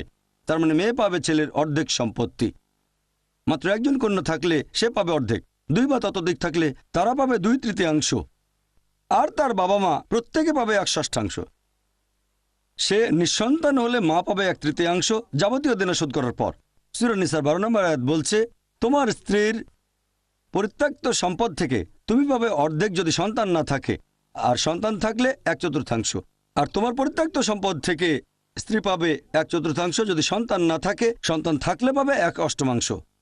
অনেকে এই নিয়মটাতে আপত্তি জানায় যে একজন মহিলা কেন সবসময় একজন পুরুষের তুলনায় অর্ধেক সম্পত্তি পাবে। সবসময় এটা হয় না, আগেও বলেছি। যেমন বাবা মায়ের ক্ষেত্রে দুজনেই সমান সম্পত্তি পাবে যদি তার সন্তান থাকে। যদি সন্তান না থাকে, লোকটা মারা যায়, ধরেন একজন মহিলা মারা গেল, তার কোনো সন্তান নেই, তাহলে স্বামী পাবে অর্ধেক, বাবা পাবে 1/6 আর মা পাবে 1/3। তার মানে এখানে মা দ্বিগুণ পরিমাণ সম্পদ পাচ্ছে বাবার তুলনায়। বাবার চেয়ে মা দ্বিগুণ সম্পত্তির অধিকারী হচ্ছেন। তাহলে কিছু ক্ষেত্রে মহিলারা পুরুষের দ্বিগুণ পায়, তবে বেশিরভাগ ক্ষেত্রে তারা পায় একজন পুরুষের অর্ধেক। আর এর কারণ হচ্ছে যেহেতু ইসলাম অনুযায়ী পরিবারে অর্থ উপার্জনের দায়িত্ব থাকে পুরুষদের উপর, তাই আল্লাহ তাআলা পুরুষদের উপর অতিরিক্ত বোঝা চাপিয়ে দিতে চাননি। যেমন ধরেন কেউ মারা যাওয়ার পরে তার সম্পত্তি ভাগ করা হচ্ছে, মারা যাওয়ার পরে প্রথমে তার সম্পত্তি থেকে দেনা শোধ করা হলো, মনে করেন তারপর 1.5 লক্ষ টাকা অবশিষ্ট থাকলো সন্তানদের জন্য, আর ধরেন তার 1 ছেলে 1 মেয়ে। এখানে ছেলে পাবে 1 লক্ষ টাকা আর মেয়ে পাবে 50,000 টাকা। এখন কোনটা ভালো হবে আপনারাই বলেন, যে 1 লক্ষ টাকা নিয়ে 80-90 হাজার টাকা খরচ করবেন পরিবারের পেছনে, আত্মীয় স্বজনদের পেছনে, নাকি এটা যে 50,000 টাকা পেলেন তার পুরোটাই আপনার কাছে থাকবে, সেখানে কোনো প্রয়োজন হলেও 1 টাকা খরচ করতে হবে না। ইসলাম অনুযায়ী তো এটা পুরুষের দায়িত্ব। আর ভালো করে দেখলে বুঝবেন যে উত্তরাধিকারের ক্ষেত্রেও মহিলারা অনেক সুবিধাজনক অবস্থানে আছে। লেকচার শেষ করার আগে কোরআনের একটা আয়াতের উদ্ধৃতি দেব। সূরা নিসা অধ্যায় নম্বর 4 আয়াত 135, যে ইয়া আইয়ুহাল্লাযীনা আমানু, হে মুমিনগণ, তোমরা ন্যায় বিচারে দৃঢ় প্রতিষ্ঠিত থাকবে। ন্যায় বিচারে দৃঢ় প্রতিষ্ঠিত থাকবে আল্লাহ সুবহানাহু ওয়া তাআলার সাক্ষী হিসেবে, যদিও সেটা যেতে পারে তোমার নিজের বিরুদ্ধে, বাবা মার বিরুদ্ধে, আত্মীয় স্বজনের বিরুদ্ধে, অথবা তোমার আপনজনের বিরুদ্ধে, হোক ধনী বা গরিব। আল্লাহ সবাইকে রক্ষা করেন। আল্লাহ সুবহানাহু ওয়া তাআলার পক্ষে যদি সাক্ষ্য দেন, যদি আল্লাহর নির্দেশগুলো মেনে চলতে চান, তিনি তো রয়েছেন সবার উপরে। যদি সেটা আপনার নিজের বিরুদ্ধেও যায়, অথবা যায় বাবা মার বিরুদ্ধে কিংবা আত্মীয় স্বজনের বিরুদ্ধে, কারণ আল্লাহ সুবহানাহু ওয়া তাআলার ইবাদত করা এটাই ইসলাম ধর্মে সবার উপরে। ওয়া আখির দাওয়ানা আলহামদুলিল্লাহি রাব্বিল আলামিন।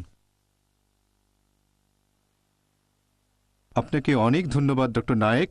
আমি আগে ওনার কথা শুনিনি, তবে এখন আমি অবশ্যই ওনার লেকচারগুলো দেখব আর বিশ্লেষণ করার চেষ্টা করব। আপনাকে অনেক ধন্যবাদ। দর্শকদের উদ্দেশ্যে কিছু কথা বলি। আমাদের প্রশ্নোত্তর পর্ব আগে বলেছিলাম এটা হবে 10টা থেকে 11টা পর্যন্ত, তবে অনুষ্ঠানের অবস্থান থেকে মনে হচ্ছে সেটা আরও আগেই শুরু করতে পারি। সেটাও শেষ হবে নির্ধারিত সময়ের আগে। আপনারা কেউ মুখে প্রশ্ন করবেন না, প্রশ্ন লিখে দেবেন কাগজে। এখন আপনাদের সিটের পাশে কাগজ আছে, কেউ যদি প্রশ্ন করতে চান কাগজে লিখে ফেলেন। আপনাদের পাশেই দেখবেন বেশ কিছু তরুণ মুসলিম ওঠানামা করছেন। প্রশ্নগুলো তাদের কাছে দিয়ে দিবেন, আমরা সেই প্রশ্নগুলো থেকে বাছাই করে উত্তর দেওয়ার চেষ্টা করব পরবর্তীতে। এখন ডক্টর উইলিয়াম টেইলরকে তার মন্তব্য জানানোর জন্য অনুরোধ করছি। ধন্যবাদ।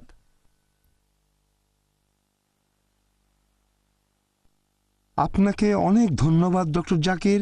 এতক্ষণ আমি বেশ মুগ্ধ হয়ে আপনার বিশ্লেষণধর্মী কথাগুলো শুনলাম। আমাদের সমাজের জন্য এটা খুবই উপকারী হবে। খ্রিস্টান মুসলিম সবাই উপকৃত হবে।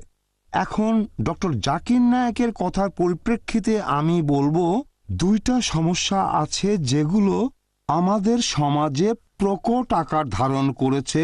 1 নাম্বার, ডিভোর্স। আপনারা হয়তো জানেন ইংল্যান্ডে ডিভোর্সের হার সবচেয়ে বেশি ইউরোপের মধ্যে। আর 2 পরিবারগুলো ভেঙে যাওয়া। আমাদের 2টা ধর্মের মধ্যেই এগুলোর প্রভাব দেখতে পাওয়া যায়। এ ব্যাপারে আমরা একসাথে কাজ করতে পারি আর হয়তো একটা ফোরামও তৈরি করতে পারি। আমি কয়েকদিন আগে মিশর থেকে এসেছি। সেখানে প্রাচীন একটা কপটিক মঠে গিয়েছিলাম, আর সেখানকার কপটিক ধর্মযাজক একটা কথা বলেছিলেন, সেই মঠে সব কাজ হয় তার নির্দেশেই। কথাটা আমাকে বেশ চিন্তায় ফেলে দিয়েছিল। তিনি বলেছিলেন, তোমার জীবন আর মৃত্যু তোমার প্রতিবেশীদের সাথে। এখানে তিনি বিভিন্ন ধর্মের মধ্যকার সৌহার্দ্যের কথা বলেছেন। এটা একটা সমাজের নৈতিকতাকে নির্ধারণ করে। এবার আমি ঈশ্বরের অনুপস্থিতি নিয়ে কথা বলবো, কারণ বর্তমানের পশ্চিমা সমাজে বেশিরভাগ মানুষ এই মনোভাব পোষণ করে। পশ্চিমা দেশগুলোতে বেশিরভাগ মানুষই সর্বশক্তিমান ঈশ্বরের অস্তিত্ব সম্পর্কে একেবারেই উদাসীন, আর এই মনোভাব তাদের দৈনন্দিন জীবনের বিভিন্ন কাজকর্মের উপর প্রভাব ফেলছে। আপনার আশেপাশে ভালো করে দেখলে বুঝতে পারবেন আমাদের প্রায় সবার অবস্থা একই রকম। আমি আশা করছি সামাজিক এই অবক্ষয়ের মধ্যেও আমরা 2টা আলাদা ধর্মের অনুসারীরা একে অন্যের দিকে সাহায্যের হাত বাড়িয়ে দিতে পারব, হয়তো অদূর ভবিষ্যতে। আর আপনারা দেখবেন ইসলাম আসার আগে আরবের যে অবস্থা ছিল, বর্তমান পশ্চিমা বিশ্বের অবস্থাও অনেকটা সেই রকমই। আর এই বিশ্লেষণধর্মী লেকচারের জন্য আপনাকে অনেক ধন্যবাদ ডক্টর জাকির নায়েক। ধন্যবাদ। আপনাদের আরেকবার বলছি, কেউ যদি প্রশ্ন করতে চান তাহলে কাগজে লিখে আমাদের যে কোনো ভাইয়ের হাতে দেন যারা পাশে হেঁটে বেড়াচ্ছেন। তারপর আমরা যতগুলো সম্ভব উত্তর দেওয়ার চেষ্টা করব। আমি রেভারেন্ড টেইলরকে অনুরোধ করব কিছু কথা বলতে, কারণ তিনি চলে যাবেন, ওনার আসলে যাওয়া প্রয়োজন, তাই আপনাকে প্রথমে বলার সুযোগ দিচ্ছি। আপনার সামনে বেশ কিছু প্রশ্ন আছে। আগামী 10 মিনিটে উনি যতগুলো সম্ভব দর্শকদের প্রশ্নের উত্তর দেবেন, কারণ উনি একটু পরে চলে যাবেন। ঠিক আছে? আপনাকে অনেক ধন্যবাদ। এখানে আমি 3টে প্রশ্ন দেখতে পাচ্ছি। প্রথমটা সমকামিতার উপর। আমি এই ব্যাপারে প্রথমে আপনাদের বলছি, যৌন সম্পর্কের বিভিন্ন বিষয়ে পবিত্র বাইবেল কি বলছে আর বিভিন্ন খ্রিস্টান সম্প্রদায় কি বলছে। কারণ বাইবেল অথবা খ্রিস্টান সম্প্রদায়ের দৃষ্টিভঙ্গি অনুযায়ী শুধুমাত্র বৈবাহিক অবস্থায় যৌন সম্পর্কের অনুমতি আছে। প্রথমে এই কথাটা আপনাদের বুঝতে হবে, শুধুমাত্র বিয়ে করলেই যৌন সম্পর্কের অনুমতি আছে। বিয়ে ছাড়া কোনো রকমের যৌন সম্পর্ক এটাকে পাপ হিসেবে ধরা হয় পবিত্র বাইবেলে আর বিভিন্ন খ্রিস্টান সম্প্রদায়ে। এখন আমি বলবো যে এই সমকামিতাকে খ্রিস্টান ধর্মের চোখে একটা গুরুতর পাপ হিসাবে ধরা হয়, কারণ এখানে ধর্মীয় বিধান মতে বিয়ে হচ্ছে না, আর পবিত্র বাইবেল অনুযায়ী খ্রিস্টান প্রচলিত বিশ্বাস অনুযায়ী এটা একটা পাপ। পরের প্রশ্নটা হলো, পবিত্র বাইবেলে কি মুহাম্মদ সাল্লাল্লাহু আলাইহি সাল্লাম সম্পর্কে কিছু বলা হয়েছে? প্রশ্নটা আসলে বেশ কঠিন, এটা এখনো ঠিক পরিষ্কার নয়। এই ব্যাপারে আমার মতামতটা আপনাদের নিশ্চয়ই জানাতে পারি যে পবিত্র বাইবেলে মুসলিমদের নবী মুহাম্মদ সাল্লাল্লাহু আলাইহি সাল্লাম সম্পর্কে কিছুই উল্লেখ করা হয়নি। তবে আমি জানি মুসলিমরা আমার সাথে একমত হবেন না। তাহলে পরের প্রশ্নটা একই রকম, আপনার কাছে নবী মুহাম্মদ সাল্লাল্লাহু আলাইহি সাল্লামের অবস্থান কোথায়? আমি অন্যান্য খ্রিস্টানদের মতোই মুহাম্মদ সাল্লাল্লাহু আলাইহি সাল্লামকে যথেষ্ট শ্রদ্ধা করি, আর মুসলিম কালচারকেও আমি শ্রদ্ধা করি। আমরা আহলে কিতাব, যাদের কাছে কিতাব এসেছে, ইহুদি, খ্রিস্টান আর মুসলিম, আব্রাহামিক ধর্মবিশ্বাসের 3টা ধারা। আমি একবার জেরুজালেমে কিছু কাজ করেছিলাম, সেখানে ফিলিস্তিনিরা ছিল। সেখানে আমি মুসলিম আর খ্রিস্টান সম্প্রদায়ের মধ্যে একটা সহযোগিতামূলক মনোভাব দেখেছি, বিশেষ করে যেখানে ইসরায়েল আগ্রাসন চালাচ্ছে। তবে সেটা সম্পূর্ণ আলাদা একটা প্রসঙ্গ। এবারে আপনারা অন্যান্য প্রশ্নের উত্তরগুলো দিতে পারেন।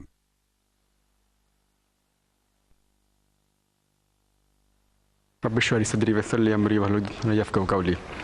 ইসলাম এবং খ্রিস্টান ধর্ম অনুযায়ী যীশুখ্রিস্টের অবস্থান এবং মর্যাদা কেমন? ইসলাম হলো একমাত্র খ্রিস্টান ধর্ম যেখানে যীশুখ্রিস্টকে আল্লাহ সুবহানাহু ওয়া তাআলার একজন রাসূল বলে মানাটা বাধ্যতামূলক। সে আসলে মুসলিম নয় যে যীশুখ্রিস্টকে আল্লাহর রাসূল বলে মান্য করে না। আমরা মানি তিনি ছিলেন আল্লাহ সুবহানাহু ওয়া তাআলা প্রেরিত একজন রাসূল। আমরা মানি তিনি অলৌকিকভাবে জন্মেছিলেন কোনো পুরুষের হস্তক্ষেপ ছাড়াই। আমরা মানি যে তিনি আল্লাহর নির্দেশে মৃত মানুষকে জীবন দিয়েছেন। আমরা মানি যে তিনি আল্লাহর নির্দেশে জন্মান্ধর কুষ্ঠরোগীদের সুস্থ করে তুলেছিলেন। মুসলিম আর খ্রিস্টানদের এখানে অনেক মিল, তবে আমাদের মধ্যে পার্থক্য আছে। এরকম অনেক খ্রিস্টান ভাই বোন আছে যারা এভাবে বলে যে যীশুখ্রিস্ট নাকি নিজেকে ঈশ্বর বলে দাবি করেছেন। তিনি বলেছেন তিনি নাকি ঈশ্বর। সত্যি বলতে আপনারা যদি বাইবেল পড়েন, গোটা বাইবেলে পরিষ্কার করে বলা একটা অনুচ্ছেদও পাবেন না যেখানে যিশু, আল্লাহ থেকে শান্তিতে রাখুন, নিজেই বলেছেন যে আমি ঈশ্বর বা তোমরা আমার উপাসনা করো। গোটা বাইবেলে পরিষ্কার করে বলা একটা অনুচ্ছেদও পাবেন না যেখানে যীশুখ্রিস্ট তার নিজের মুখে বলেছেন যে আমি ঈশ্বর অথবা আমার উপাসনা করো। সত্যি বলতে বাইবেল পড়লে দেখবেন যীশুখ্রিস্ট তার নিজের মুখে এটা বলেছেন। এটা আছে গসপেল অফ জন অধ্যায় নম্বর 14 অনুচ্ছেদ নম্বর 28, আমার পিতা আমার চেয়ে মহান। তারপর গসপেল অফ জন অধ্যায় নম্বর 10 অনুচ্ছেদ 29, আমার পিতা সবার চেয়ে মহান। গসপেল অফ ম্যাথিউ অধ্যায় নম্বর 12 অনুচ্ছেদ 28, আমি ঈশ্বরের আত্মার সাহায্যে শয়তানকে তাড়িয়ে দিই। গসপেল অফ লুক অধ্যায় নম্বর 11 অনুচ্ছেদ 20, আমি ঈশ্বরের আঙুলের সাহায্যে শয়তানকে তাড়িয়ে দিই। গসপেল অফ জন অধ্যায় নম্বর 5 অনুচ্ছেদ 30, আমি নিজের থেকে কিছুই করতে পারি না, আমি যেমন শুনি তেমন বিচার করি এবং আমার বিচার ন্যায্য, কারণ আমি নিজের ইচ্ছা পূরণ করি না, পিতার ইচ্ছা পূরণ করি। আমার ইচ্ছা নয়, সর্বশক্তিমান আল্লাহর ইচ্ছা। যদি এটাকে আপনি আরবি করেন এটাই তো ইসলাম। আর কেউ যদি বলে আমার ইচ্ছা নয় ঈশ্বরের ইচ্ছা, সে একজন মুসলিম। পবিত্র কোরআন বলছে সূরা আলে ইমরান অধ্যায় নম্বর 3 আয়াত 52, ঈসা আলাইহিস সালাম ছিলেন মুসলিম। তিনি কখনো নিজেকে ঈশ্বর বলেননি, তিনি আসলে বলেছেন ঈশ্বর তাকে পাঠিয়েছেন।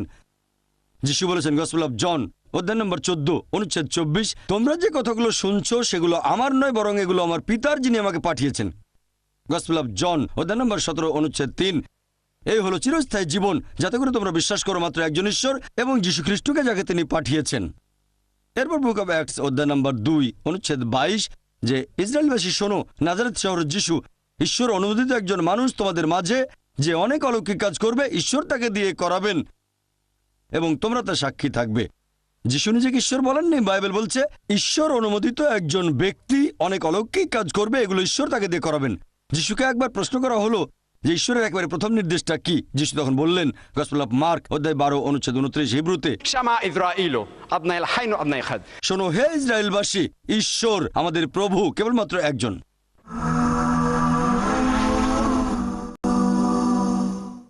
ডক্টর জাকির নায়েক, ইসলাম ও খ্রিস্টান ধর্ম অনুযায়ী পোশাক বা হিজাবের মধ্যে পার্থক্য কি? ইসলাম ধর্মের হিজাব সম্পর্কে বলতে গেলে সবাই মহিলাদের হিজাবের কথাই বলে থাকে, তবে আল্লাহ সুবহানাহু ওয়া তাআলা পবিত্র কোরআনে প্রথমেই বলেছেন পুরুষের হিজাবের কথা। পবিত্র কোরআনে আছে সূরা নূর অধ্যায় 24 আয়াত নম্বর 30 যে মুমিন পুরুষদের বলো তারা যেন দৃষ্টি সংযত রাখে, লজ্জাস্থানের হেফাজত করে। যখন সে কোনো মহিলাকে দেখবে তখন তার মাথায় যদি খারাপ চিন্তা আসে সে মাথা নিচু করবে। একবার আমার বন্ধু একটা মেয়েকে দেখছিল অনেক সময় ধরে। আমি বললাম, তুমি এতক্ষণ ধরে মেয়েটাকে দেখছো কেন? সে বলল, আমাদের নবী বলেছেন প্রথমবার দেখার অনুমতি আছে, দ্বিতীয়বার দেখা নিষিদ্ধ, আমার অর্ধেক দেখা এখনো শেষ হয়নি। প্রথমবার দেখার অনুমতি আছে এ কথা দিয়ে নবী বুঝিয়েছেন যদি অনিচ্ছাকৃতভাবে কোনো মহিলাকে দেখে ফেলেন তাহলে ইচ্ছাকৃতভাবে তার দিকে তাকাবেন না। এমন না যে 10 মিনিট দেখার পরে পলক ফেলছেন আর বলবেন এখন প্রথম দেখায় শেষ করতে পারিনি। আর একই ধরনের কথা আছে বাইবেলে গসপেল অফ ম্যাথিউ অধ্যায় নম্বর 5 অনুচ্ছেদ 27 ও 28। যীশু খ্রিস্ট এখানে বলেছেন, এই হলো প্রচলিত আইন, তোমরা কেউ ব্যভিচার করবে না। তবে আমি তোমাদের বলছি, যদি কেউ কোনো মহিলাকে দেখে লালসাপূর্ণ দৃষ্টিতে তখন সে মনে মনে ব্যভিচার করে ফেলেছে। এরপরে কোরআন বলছে মহিলাদের হিজাবের কথা, সূরা নূর অধ্যায় 24 আয়াত 31, মুমিন নারীদের বলো তারা যেন দৃষ্টি সংযত, লজ্জাস্থানের হেফাজত করে, গ্রীবা ও বক্ষদেশ কাপড় দিয়ে আবৃত করে, সাধারণত যেটা প্রকাশ থাকে তা বাদে সৌন্দর্য প্রকাশ না করে। যাদের সামনে লাগবে না, যেমন বাবা, স্বামী, ছেলে, এছাড়াও কিছু নিকটাত্মীয় যাদেরকে সে বিয়ে করতে পারবে না। আর হিজাব পালনের 6টা শর্ত আছে। প্রথমটা হচ্ছে সীমা নাভি থেকে হাঁটু পর্যন্ত পুরুষদের জন্য। মহিলাদের ক্ষেত্রে পুরো শরীর ঢাকা থাকবে, যে অংশটুকু দেখা যেতে পারে মুখ আর কবজি পর্যন্ত হাত।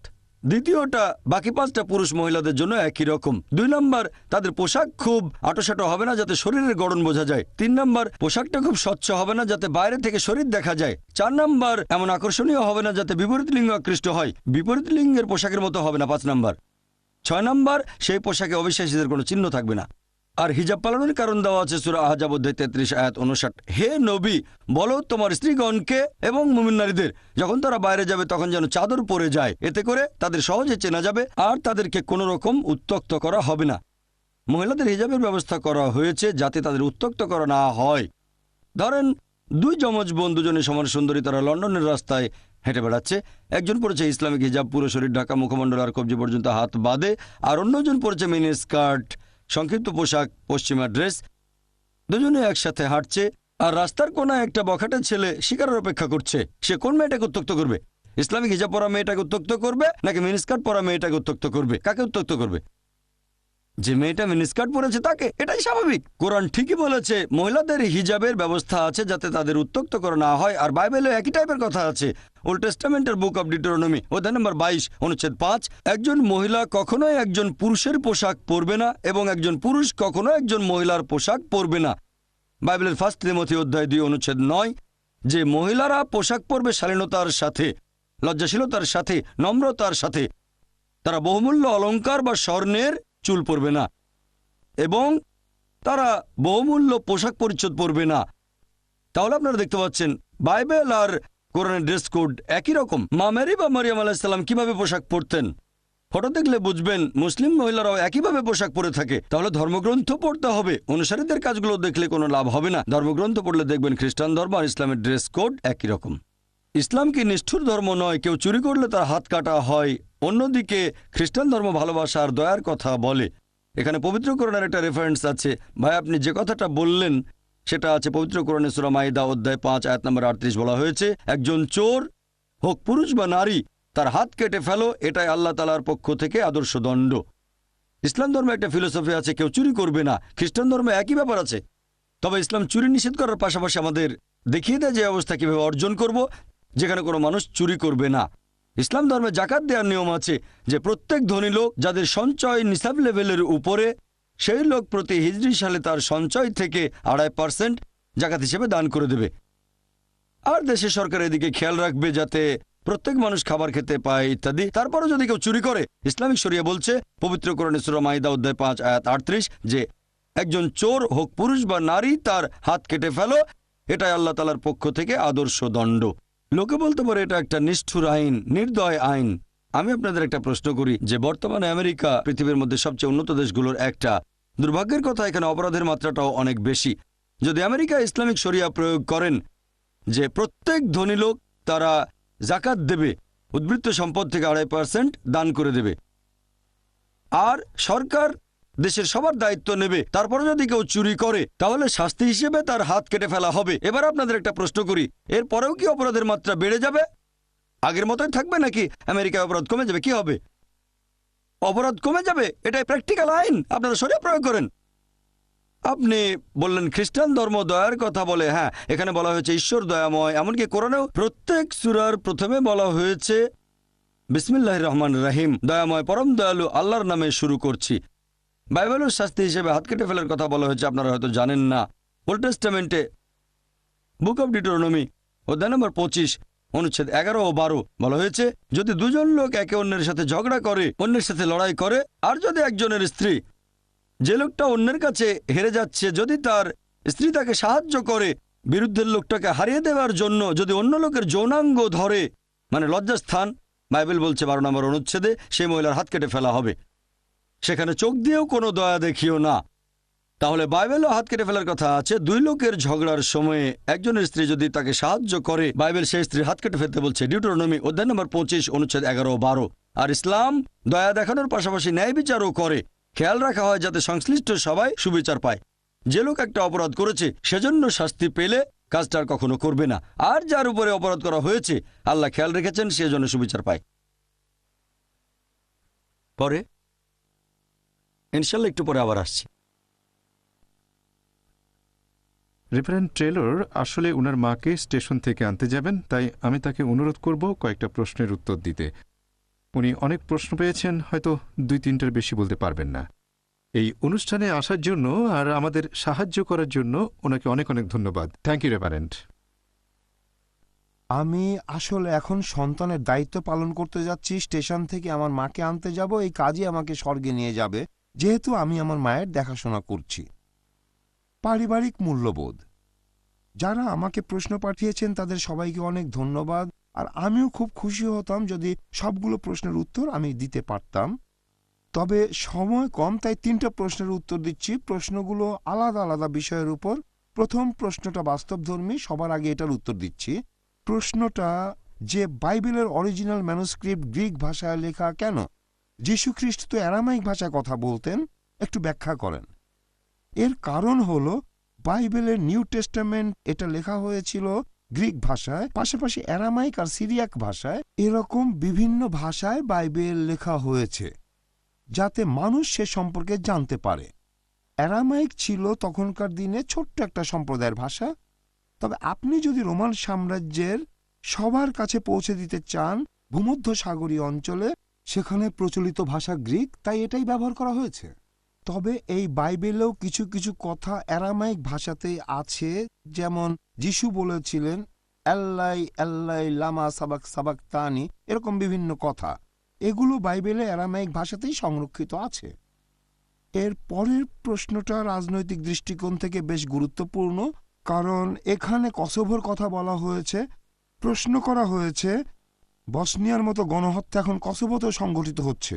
এই গণহত্যা বন্ধ করার ব্যাপারে খ্রিস্টান বিশ্ব আর পশ্চিমা সভ্য সমাজ কি কোনো রকম পদক্ষেপ নিচ্ছে? আমি এই প্রশ্নের উত্তর ইরাকের প্রসঙ্গটা আনব। আর এসব জায়গায় যে ধ্বংসযজ্ঞ চলছে তার জন্য আমার মতে খ্রিস্টান বিশ্ব দায়ী নয়, আসলে দায়ী হচ্ছে পশ্চিমা বিশ্ব। খ্রিস্টান বিশ্ব আর পশ্চিমা বিশ্বকে আমি এক করে দেখব না। পশ্চিমা বিশ্বের বিভিন্ন দেশ তাদের রাজনৈতিক স্বার্থ উদ্ধারের জন্য বিভিন্ন জায়গায় যুদ্ধে জড়িয়ে পড়ছে। আমার মতে এর সাথে খ্রিস্টান ধর্মের কোনো সম্পর্ক নেই। যেমন ধরেন ইরাকের লোকজন, সেখানে মুসলিমরা আছে, খ্রিস্টানরাও আছে, তারা সবাই এখন জাতিসংঘের হস্তক্ষেপের কারণে নানা রকম সমস্যায় ভুগছে।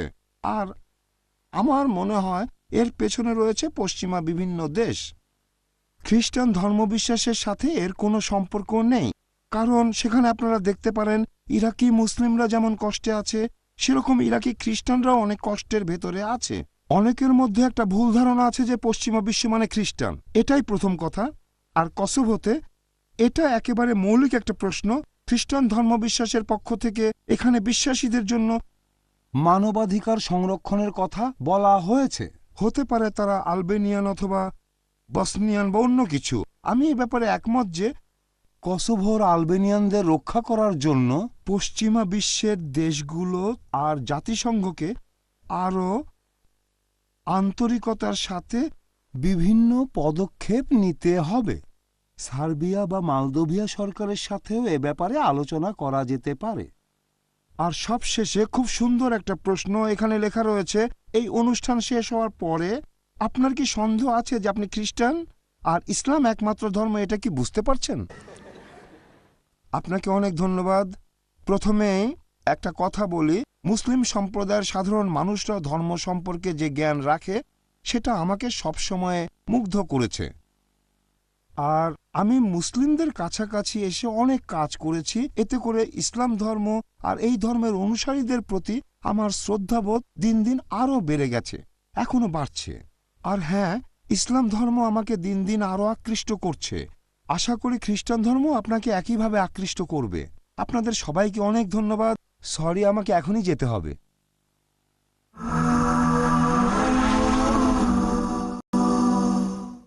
ধন্যবাদ। আমাদের অনুষ্ঠানের পরবর্তী কার্যক্রম সম্পর্কে বলি। আমি এখন ডক্টর নায়ককে অনুরোধ করব 10 মিনিট কথা বলার জন্য। একটা প্রশ্নের উত্তর দিতে পারেন, 10 প্রশ্নের উত্তর দিতে পারেন, তবে সময়টা থাকবে মাত্র 10 মিনিট। 10 মিনিটে 9 প্রশ্নের উত্তর দেওয়া বেশ কঠিন, তারপরে যথাসাধ্য চেষ্টা করবো ইনশাল্লাহ। ইসলাম ধর্মে একজন স্বামী তার স্ত্রীর কাছ থেকে সম্মান দাবি করতে পারে। তবে আমি আগেও বলেছি, পবিত্র কোরআনে সূরা বাকারা অধ্যায় 2 আয়াত 187, হুন্না লিবাসুল লাকুম ওয়া আনতুম লিবাসুল লাহুন্না, যে তারা তোমাদের পরিচ্ছদ, তোমরা তাদের পরিচ্ছদ। স্ত্রী তার স্বামীর পরিচ্ছদ, স্বামী তার স্ত্রীর পরিচ্ছদ। একইভাবে স্বামীও তার স্ত্রীর আবেগ অনুভূতিকে সম্মান করবে। স্বামী স্ত্রী দুজনে একে অন্যকে সম্মান করবে। একজন মুসলিম পুরুষ কি একাধিক বিয়ে করতে পারে? যদিও একজন স্ত্রীকে নিয়ে সচ্ছলভাবে থাকার কোনো রকম সামর্থ্য নেই। আসলে এক একজনের কাছে সচ্ছলতা জিনিসটা এক এক রকম।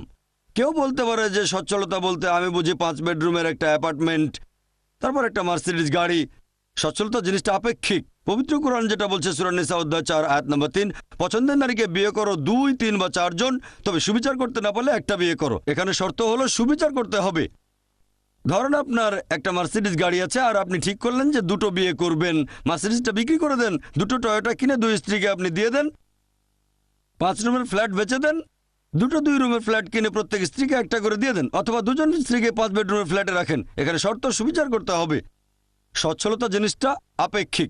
ব্যাপারটা এমন না যে সচ্ছলতা মানে আপনি বলতে চাচ্ছেন একটা নির্দিষ্ট সম্পদ থাকতে হবে, তাহলে তো গরিব লোকেরা একাধিক বিয়ে করতে পারবে না।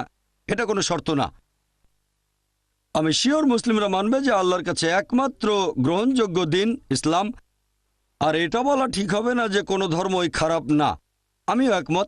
পবিত্র কোরআন বলছে সূরা আলে ইমরান অধ্যায় 3 আয়াত নম্বর 19, ইন্নাদ-দীনা ইনদাল্লাহিল ইসলাম, আল্লাহ সুবহানাহু ওয়া তাআলার কাছে একমাত্র গ্রহণযোগ্য দিন হচ্ছে ইসলাম।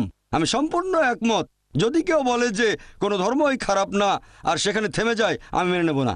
মুসলিম হিসেবে আমি সেটা মানব না। কারণ সূরা আলে ইমরান অধ্যায় 3 আয়াত নম্বর 64, তাআলাউ ইলা কালিমাতিন সাওয়াইন বাইনানা ওয়া বাইনাকুম, এসো সেই কথায় যে আমাদের ও তোমাদের মধ্যে এক। আমি এখানে বলতে পারি যে সব ধর্মই ভালো কথা বলে, কারণ সব ধর্মই ভালো খারাপ দুটো জিনিসই শেখায়, ইসলাম বাদে। ইসলাম শুধু ভালোটা শেখায়। আমি এটা বলবো না যে কোনো ধর্মই খারাপ না, তবে সাদৃশ্যগুলো দেখানোর জন্য বলতে পারি যে সব ধর্মই ভালো জিনিস শেখায়। প্রথমে আমি বিভিন্ন ধর্মের ভালো পয়েন্টগুলো নিয়ে বলি, তারপর বলি খারাপ পয়েন্টগুলো নিয়ে। এভাবে বলতে পারি যে কোনো ধর্মে আসলে সবকিছু খারাপ শেখায় না, এভাবে বলতে পারেন। তবে কোনো ধর্ম খারাপ না এটা বলে থেমে যাবেন না, এভাবে অন্যদের খুশি করতে পারেন। কারণ পবিত্র কোরআন বলছে সূরা আলে ইমরান অধ্যায় 3 আয়াত 85 যে ইসলাম ব্যতীত অন্য কোনো দিন আল্লাহ তাআলার কাছে গ্রহণযোগ্য হবে না। যদি কেউ ইসলাম বাদে অন্য কোনো ধর্ম অনুসরণ করে, সেটা শেষ বিচারের দিনে আল্লাহর কাছে গ্রহণযোগ্য হবে না। এটা কি সত্যি যে যিশু আবার আসবেন? খ্রিস্টানরাও কি এটা বিশ্বাস করে? হ্যাঁ, আমরাও মানি। কোরআন বলছে সূরা নিসা অধ্যায় 4 আয়াত 158 যে আল্লাহ যীশু খ্রিস্টকে জীবন্ত উপরে তুলে নিয়েছেন। আমরা মানি তিনি এখনো জীবিত। আর যিশুকে জীবন্ত তুলে নেওয়া হয়েছিল কারণটা কি? কারণ যীশু খ্রিস্ট হলেন আল্লাহ সুবহানাহু ওয়া তাআলার একমাত্র রাসূল, যার অনুসারীরা ভুল করেছে যে তিনি নাকি নিজেকে ঈশ্বর বলেছেন।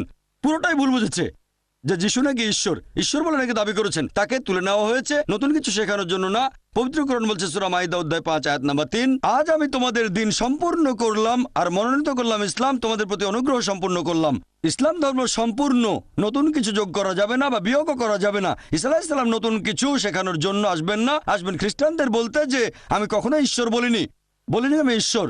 আর পবিত্র কোরআন বলছে সূরা মাইদা অধ্যায় 5 আয়াত 116, যীশু খ্রিস্ট আল্লাহ তাআলাকে বলবেন, হে আল্লাহ সুবহানাহু ওয়া তাআলা, তুমি সাক্ষী থাকো, আমি কখনোই বলিনি আমার উপাসনা করো, বরং বলেছি আবুদুল্লাহ, আল্লাহর ইবাদত করো, রাব্বি ওয়া রাব্বুকুম, তিনি আমার ও তোমাদের প্রভু। একই ধরনের কথা আছে বাইবেলে। সেদিন সব লোকজন এসে যীশু খ্রিস্টের উদ্দেশ্যে বলতে থাকবে, হে প্রভু, আমরা আপনার নামে অনেক আশ্চর্য আর অলৌকিক কাজ করেছি। যীশু তখন তাদের বলবেন, তোমরা সবাই পাপী, এখান থেকে চলে যাও, আমি তোমাদের কাউকে চিনি না। এটা কাকে বলবেন? মুসলিমদের? হিন্দুদের? বলবেন খ্রিস্টানদের? তোমরা সবাই পাপী, আমি তোমাদের চিনি না, এখান থেকে চলে যাও। যিশু আবার পৃথিবীতে আসবেন খ্রিস্টানদের শুধরে দিতে, নতুন কোনো ওহে আনবেন না। বাইবেল কি মোহাম্মদ সাল্লাল্লাহু আলাইহি ওয়াসাল্লাম সম্পর্কে কিছু বলেছে? মোহাম্মদ সাল্লাল্লাহু আলাইহি ওয়াসাল্লাম সম্পর্কে বাইবেলে ভবিষ্যৎবাণী কি আছে? দুটো প্রশ্ন একই। বাইবেলে মোহাম্মদ সাল্লাল্লাহু আলাইহি ওয়াসাল্লাম সম্পর্কে বেশ কিছু ভবিষ্যৎবাণী আছে। ওল্ড টেস্টামেন্টে আছে, নিউ টেস্টামেন্টেও আছে। যেমন ধরেন বুক অব ডিউটেরোনমি অধ্যায় 18 অনুচ্ছেদ 18, ঈশ্বর বলেছেন আমি একজন দূত প্রেরণ করব তোমাদের ভাইদের মধ্য থেকে, যে হবে তোমাদের মতো, আর আমি তার মুখে আমার বাণী দেব, আমি যে আদেশ দেব তার মুখে সে কথা শোনা যাবে। খ্রিস্টানরা বলে এই ভবিষ্যৎবাণীটা যীশু খ্রিস্টের কথা বলছে। যদি ভালো করে দেখেন, যীশু খ্রিস্ট কিন্তু মুসা আলাইহিস সালামের মতো নন। খ্রিস্টানরা এভাবে বলে যে যীশু ছিলেন ইহুদি আর একজন রাসূল, সেজন্য তিনি মুসা আলাইহিস সালামের মতো। যদি এই দুটো শর্ত দিয়ে ভবিষ্যৎবাণী পূরণ হয়, তাহলে বাইবেলে মুসা আলাইহিস সালামের পর যত নবী রাসূলের কথা আছে, Solomon, Ezekiel, Isaiah, Daniel, Hosea, John, সকলেই এই ভবিষ্যৎবাণী পূরণ করবেন, কারণ তারা ছিলেন ইহুদি আর আল্লাহর নবী। ভালো করে দেখলে বুঝবেন এই ভবিষ্যৎবাণী মুহাম্মদ সাল্লাল্লাহু আলাইহি সাল্লাম ছাড়া অন্য কারো কথা বলছে না, কারণ মুসা আলাইহিস সালাম এবং মুহাম্মদ সাল্লাল্লাহু আলাইহি সাল্লাম দুজনে প্রাকৃতিকভাবে জন্মেছিলেন, যীশু খ্রিস্টভাবে জন্মাননি। মুহাম্মদ সাল্লাল্লাহু আলাইহি সাল্লাম আর মুসা আলাইহিস সালাম বিয়ে করেছিলেন, তাদের সন্তান ছিল। যীশু বিয়ে করেননি, তার সন্তানও ছিল না। তারা দুজনেই স্বাভাবিকভাবে মারা গেছেন। যীশু খ্রিস্ট স্বাভাবিকভাবে মৃত্যুবরণ করেননি। কোরআন বলছে তাকে জীবন্ত তুলে নেওয়া হয়েছে, কিন্তু বাইবেল বলছে যে যীশু খ্রিস্ট ক্রুশবিদ্ধ হয়ে মারা গেছেন। তাহলে মুহাম্মদ সাল্লাল্লাহু আলাইহি সাল্লামের সাথে মুসা আলাইহিস সালামের অনেক মিল, যীশু খ্রিস্টের সাথে মুসা আলাইহিস সালামের অত মিল নেই। এছাড়াও বলা হয়েছে তোমাদের ভাইদের মধ্য থেকে, আর আমরা জানি যে আরবরা ইহুদিদের জ্ঞাতি ভাই। এছাড়াও বাইবেল আছে বুক অব আইজায়া অধ্যায় 12 অনুচ্ছেদ 29 বলা হয়েছে যে একজন দূত আসবেন যিনি হবেন নিরক্ষর। যখন তাকে বলা হবে আপনি এটা পড়েন, তিনি বলবেন আমি পড়তে জানি না।